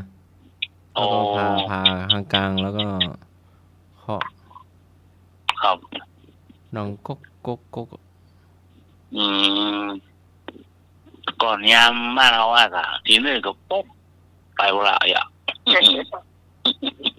ขี่รถถีบไป ไม่เอาไว้นั่นแหละปุ๊บทีสองก็ปุ๊บนี่เนาะไปแวดบ้านนะ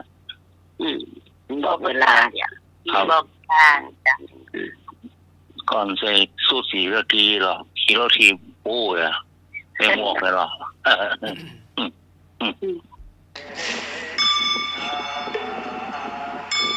เมื่อก่อนนะลุงหนุ่ยเวลาคนหายว่า จานเปิดได้ยินเนี่ย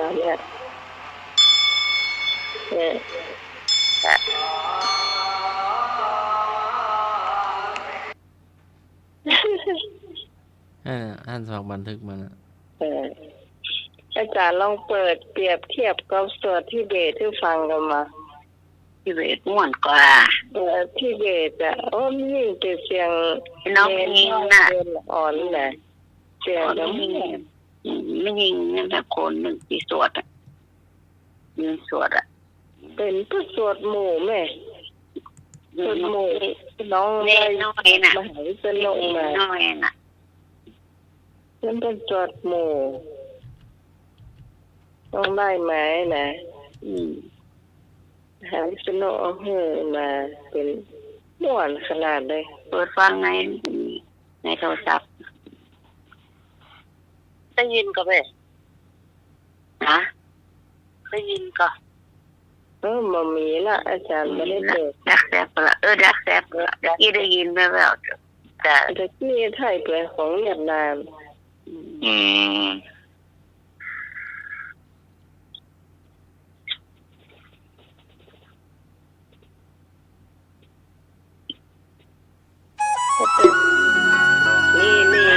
มาละอันนี้ของที่เวทเนี่ยเอาคุย แต่ได้ยิน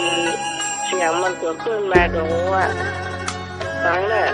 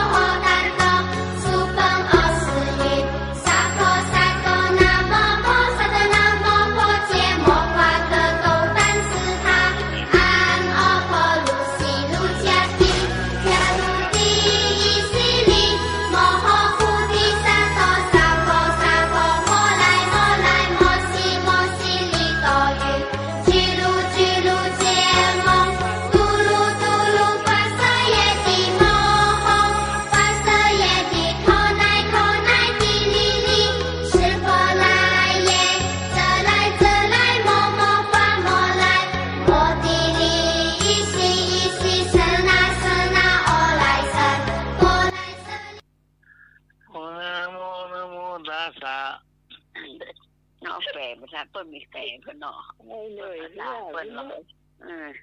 เสียหายไว้เลยเสียงละอ่อนนะเสียงหมวดเนาะ อ่อน ม่วนครับ แต่ละอ่อนก็มีคนใหญ่ก็มี ต้องลองนี่ว่ายังว่าเฮาละทำเป็นภาษาเปิ้นเนาะ จ้ะ หมวด กินเป็นต้นนี่อาจารย์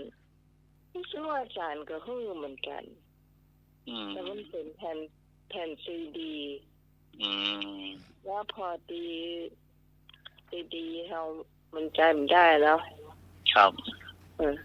ก็เมื่อยหน่วยก็ละมันจะไม่ได้ละนั่น ต้องใจจะหลักแทน เจ้ามันต้องเป็นแทนดีท้าย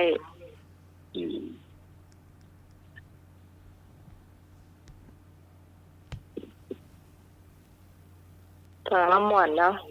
ครับ ที่ฟังไปติดๆแต่มันเพลินนะเหมือนเราจะนั่งสมาธิไปเลยแน่นนะ ถ้ามันมีการดนตรีเปล่าๆนะอันนั้นนั่งสมาธิได้เลย ดนตรีก็มีเหรอเสียงดนตรีก็มี จ้ะถ้าดนตรีอยู่ได้นะมี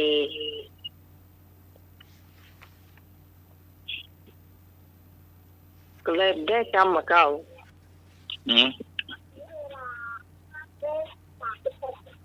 มีอยู่ได้อยู่จากที่6เก้ากรรมเก่าคุณไม่สักกรรม กรรม น้อยมากจริง กรรมติติ ไอ้ก็ไม่ ติกรรมเก่าอ่ะกรรมติอ่ะจะดีเหรอ ตะโกนมาเนาะตะโกนมาว่าอะไรอ่ะ สละอีไม่ตีอ่ะตีอ่ะตะคุบอ่ะตีตะคุบอ่ะก็ตีอ่ะไล่หัวก็แม่น ทางที่นี่ ไล่ที่กบที่หรือว่า อากาศอันนี้นะ หรือว่าเขาเต่าในชาตินี่เนาะเต่าเดี๋ยวก็ตีไล่ที่ฮอนโนเนาะไล่ตีหมูไล่ตีหนูตีปูโลดเข้าหู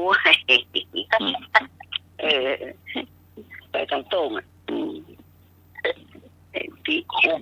มันตาแล้วมันเรื่องเก่งรูปละมันเรื่องหมูฟังไรล่ะจะไล่ปิดแล้วก็ไล่ปิดที่ลืมถามการสมัครไปหน่อยไปเวียดนามหันขึ้นไปขึ้นเจ้ามีรอบนี้ไปเจอเต๋อดาว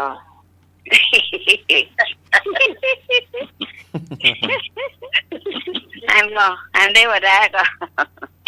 น่าจะเป็นคนก็เตียวไปเตียวมาไปมันก็อย่างเตียวอยู่บนเมฆอ่ะเตียวในเครื่องบินนะก็กลัวเครื่องบินเงียบไปเงียบมาเนาะก็ตกใจแต่ตอนขึ้นตอนลงตอนโค้งตอนขึ้นไปสูงก็แล้วเห็นก้อนเมฆก็จ้ะมันจะมามีก้อนเมฆมันก็บินสูงกว่าไงสูงอาหารก้อนเมฆต้องถ่ายรูปไปปวดหัวแม่ขากลับมาไม่ค่อยปวดเท่าไหร่ไม่รู้อากาศมันกดหรือจะได้แต่ถามอาจารย์ท่านอื่นบอกว่ามันไม่เป็นไรมันหูมันมันปวดอ่ะตอนขึ้นไปสูงๆน่ะไปกันนี่ประสาทหูเนาะตั้งใจกันนี่เนี่ยยังการสมัครนกแอร์ก็ไม่มันเป็นสายการบินของน่าจะเป็นของสิงคโปร์ป่ะมีสายมาเนอะ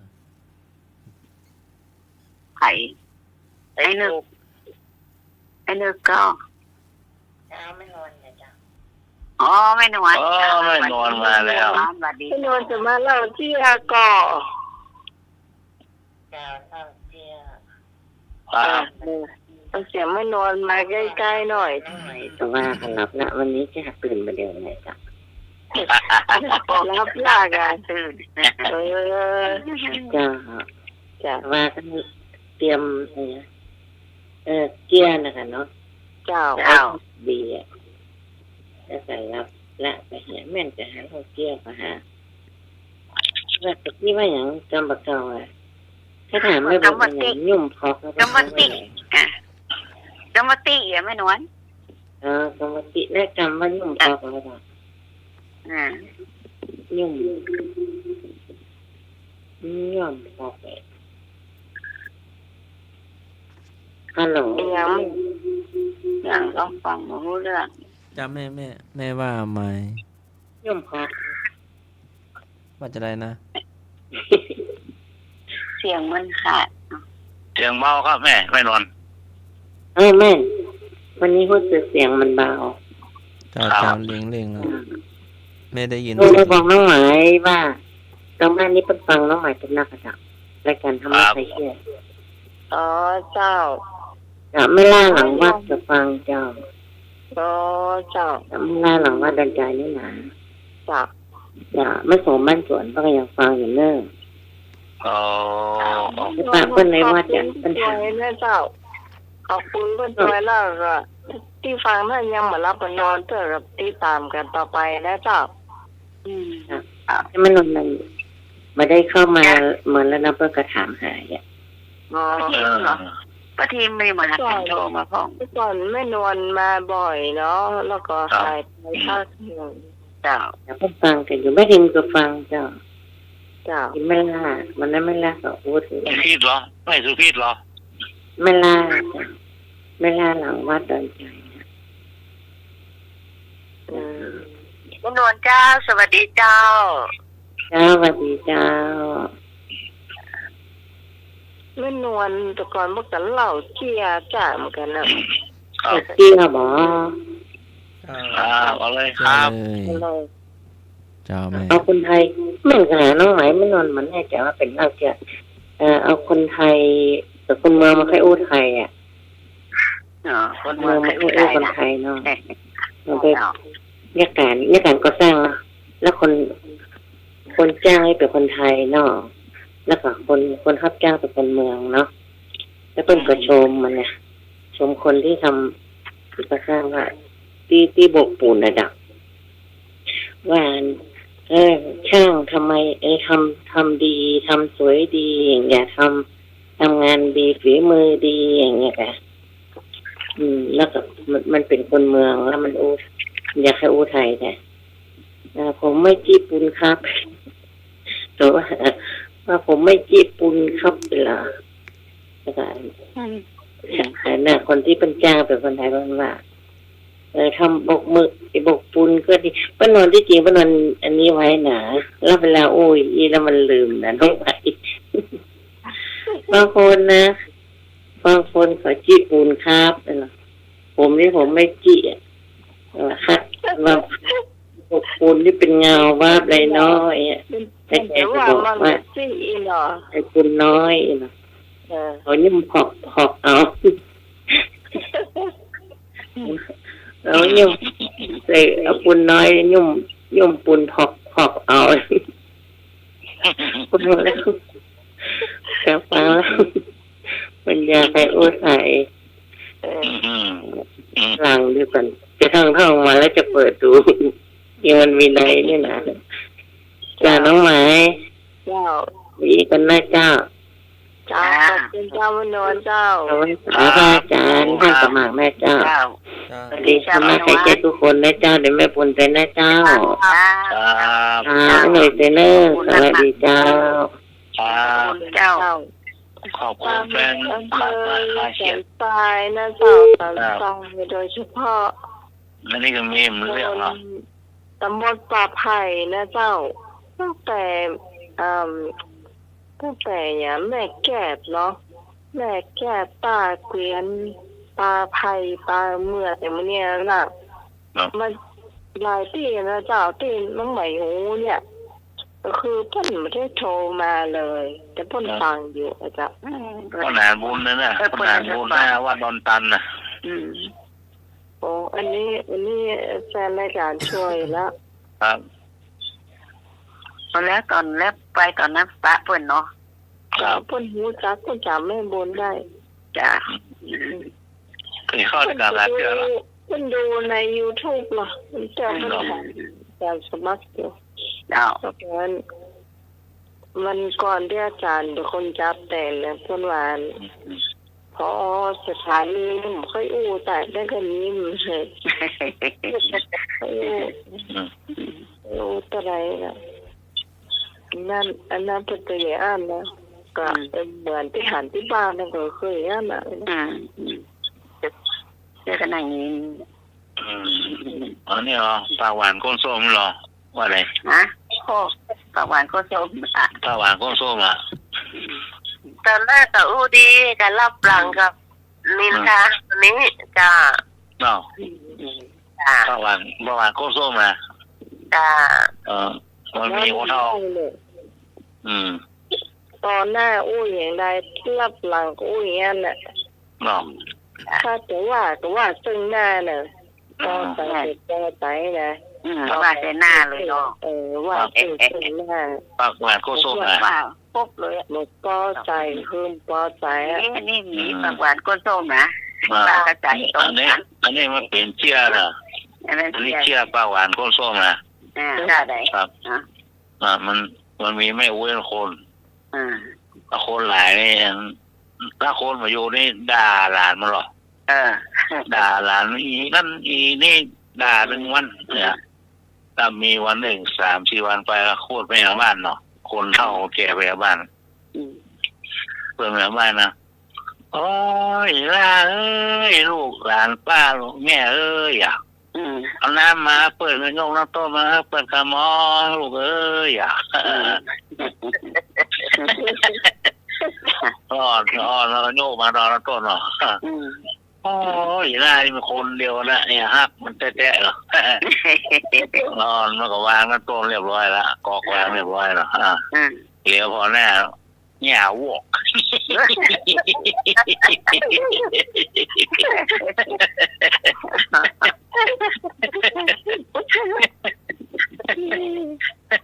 ลองสมุนไพรเนาะสมุนไพรใช่ค่ะหวานจริง รอจีน่าด่าสองหน้าคนใหญ่หลายคนแล้วแง่วอก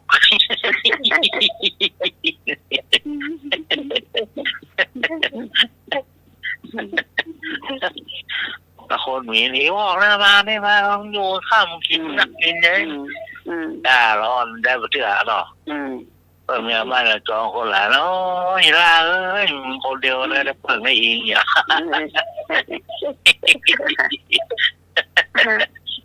ดูโดนอ่อนได้รอเรากำอะไรกันชอบกำมาคนมาหลายแล้วเนาะทีน่ะเนี่ยวอกมันก็ไปทำปาร์ตี้นะเชื่อละทำปาร์ตี้นะบางคนพาปาร์ตี้อะเนาะปลาหวานก้นส้มใครโทรมาล่ะจ้าสวัสดีเจ้าไม่นอนโทรมารอบแล้วนี่เจ้าอัพกันเข้าหัวกันเลยกะสวัสดีโดนละอ่อนจีน่าด่ากะ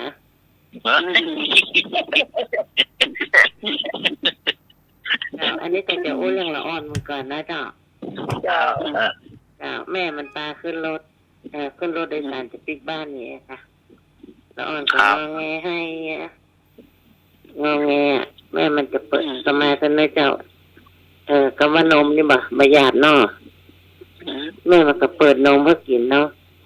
แม่มันก็เดือดมันเนี่ยกินว่าบักกินเนี่ยลูกก็งอแงอยู่ฮะถ้าบักกินเดี๋ยวแม่จะให้ลุงที่นั่งแม่นี่กินแล้วเด้ออีกอ่ะลุงไม่นั่งพอแล้วถ้าลุงที่นั่งแม่ได้ก็ห่อติ๊กๆเนาะแล้วลุงมันก็งอแงติ๊กๆจะกินก็ว่าบักกินฮะถ้าบักกินเนี่ยแม่ให้ลุงนี่กินแล้วเนอะว่าหลายๆรอบแล้วลุงนั่นลมบดีโมโหเนาะ ลูกคือเคลียร์เลยอ่ะที่กูได้ลง2 ตาที่แล้วมาละไอ้มันก็จะเพราะว่าทานมา2 ตาได้บ่ได้ลงมันเห็นมันจะนั่งเราดุนนมของละอ่อนแม่ละอ่อนจานทั้งหลายดีกันนะเจ้าเจ้า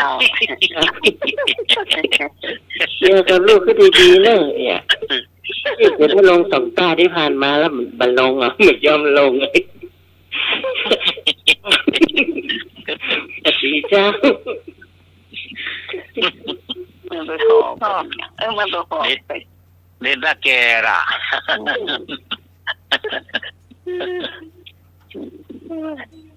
แต่ละคนแบบ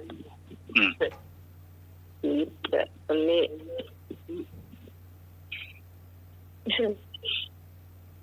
วันนั้นเที่ยงไผ่อะที่ไหนเที่ยงไผ่อะเที่ยงแต่ว่าน้องเราแม่ฟังเลยคือที่ครูมันซื้อเผื่ออ๋อกิโลยาว2 กิโลอ่ะ2 กิโลนะใครก็เล่ามันแหละหนุ่ยอ่ะไอ้หนุ่ยอ่ะเราไม่ฟังเจ้าเลยขึ้นหัวนะพอตะคืนแม่ไม่ได้ฟังเนาะมองไปเสร็จงานเนี่ย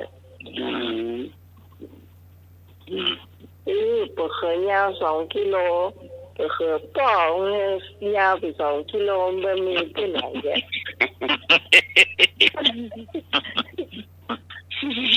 ครูใจไปซื้อพ่อก็ไปซื้อมะเขือ2 กิโลมันจะไปบอกป้าแล้วมะเขือยาว2 กิโลอย่าแต่คนเล่าแล้วมันได้ขายโคมิ่งหรอไม่มีอย่ามันก็ปิ๊กมาบอกครูมันกำลังเตียวจะ349นะอย่าไม่เอินตะโกนนะว่าน้องมีอะไรว่ายาว2 กิโล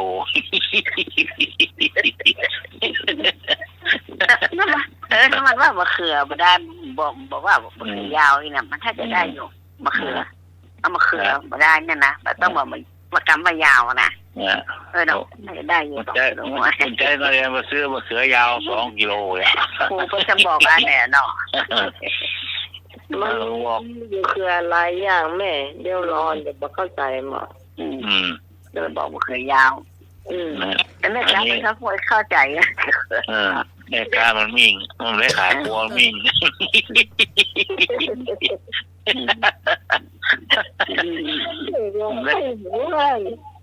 ได้ขายครัวมิ่งเหรอเนาะเวลามาขวายไม่ได้ขายสักบาทอ่ะเข้าใจจ้ะแม่ค้าผิดลมให้ออกหูเนาะมันได้ขายครัวมิ่งขายก็ไม่ขายแต่มาซื้อมะเขือยาวถึง2 กิโล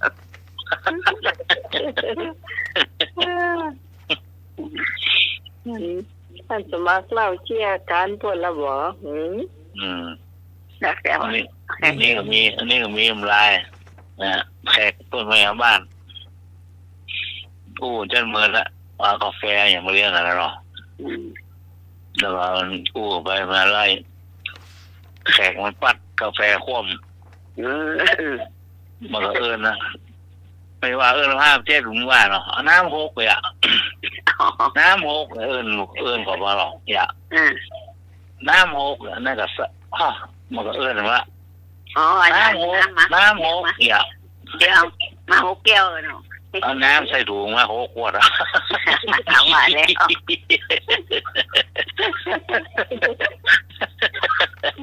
น้ำคว่ำมึงว่าเนาะว่าน้ำคว่ำ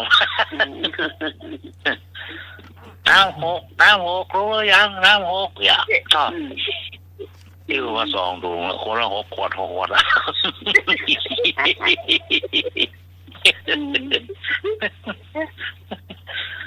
อย่านั้นหูยขึ้นจริงๆใช่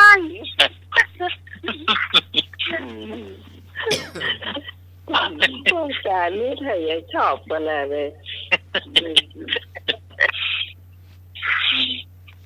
ครับคนเราเนี่ยเหมือนกันนะบ่เสี่ยงบ่สูญเลยเนาะแม่บ่สูญ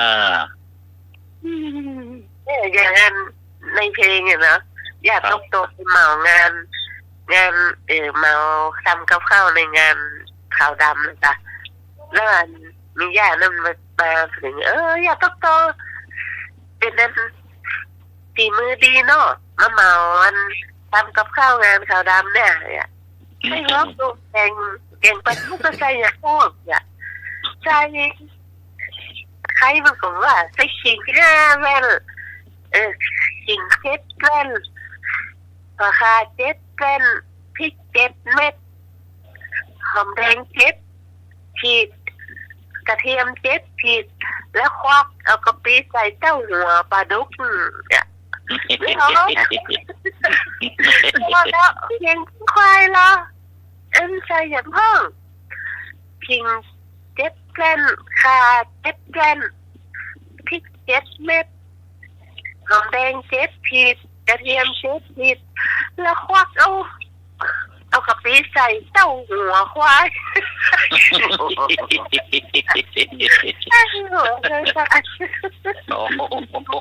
โหใส่เต้าหัวควายก็มาปีบเปลือกอ่ะหัวควายใหญ่เลยปีบกับปีเลยโอ้โหใส่เต้าหัวควายก็ไอ้กินได้วะน่ะเค็มได้แต่ระวังคืนนี้เด้อพี่พรจะนอนบ่หลับอย่างต้มเนี่ยใช่เคยได้ยินพี่พรฟังวันใดไข้หัวนั่งที่ว่านอนไม่หลับออกตาลับ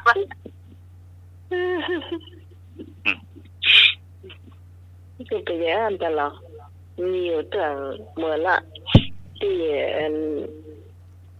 เหมือนนั่นนะหลายปีละที่จำรายการตอนนั้นเนี่ยไอ้ชายประการเข้ามาก็เป็นทำเหล่าเจี๊ยเก่งตาไข้หัวชนิดที่ว่าเมื่อคืนก็ไข้หัวในรายการนี่แล้วเนาะไม่ฝันยังไปฝันแล้วก็ไข้หัวโอ้ตื่นมาเมื่อเช้าในท้องแข็งแล้วนะแต่น่าไข้หัวอะไรคืนหัวด้านรายการก็ไข้หัวแล้วต้องไปฝันไข้หัวน่าแก่พ่อครับแล้วเวลาก็จะหมดแล้วเจ้า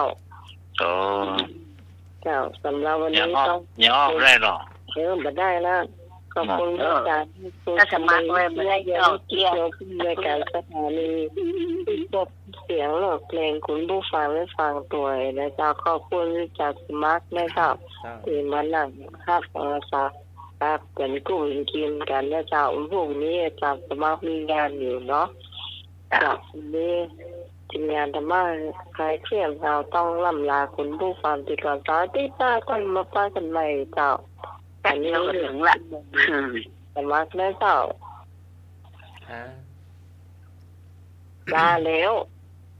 อันนี้มนจันทร์วันที่27 28 29 30 31ไปเชียงตุงเนาะไปไหนเชียงตุงไปเชียงตุงป๋อเจ้าแล้วก็จะเสียจะหลายวัน31จ้ะไปเชียงตุงได้บรรยากาศดีๆมาเล่าฟังเด้อเจ้าแต่ถ่ายรูปงามๆส่งมาอันนี้ทำมาได้ไปเชียงบินเลยถ้าจะไปรถเนาะก็บินก็มันก็หึงไวดีเนาะเดียวน อนหลับตื่นขึ้นมาถึงแล้วนะถ้านั่งรถหลับ2 3 4 รอบยังไม่ถึงเนาะ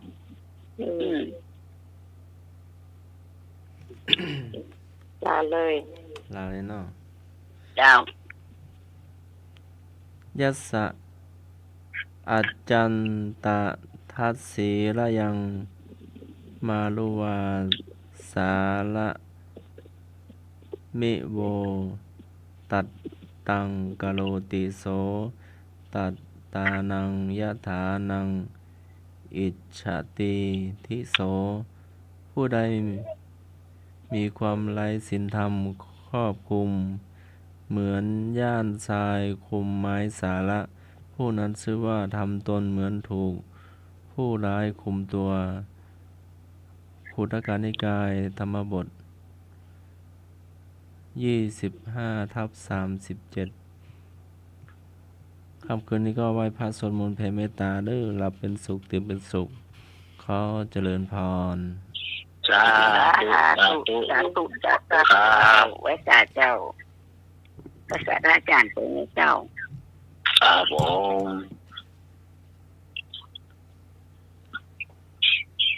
อำลาหมดแล้วเนาะ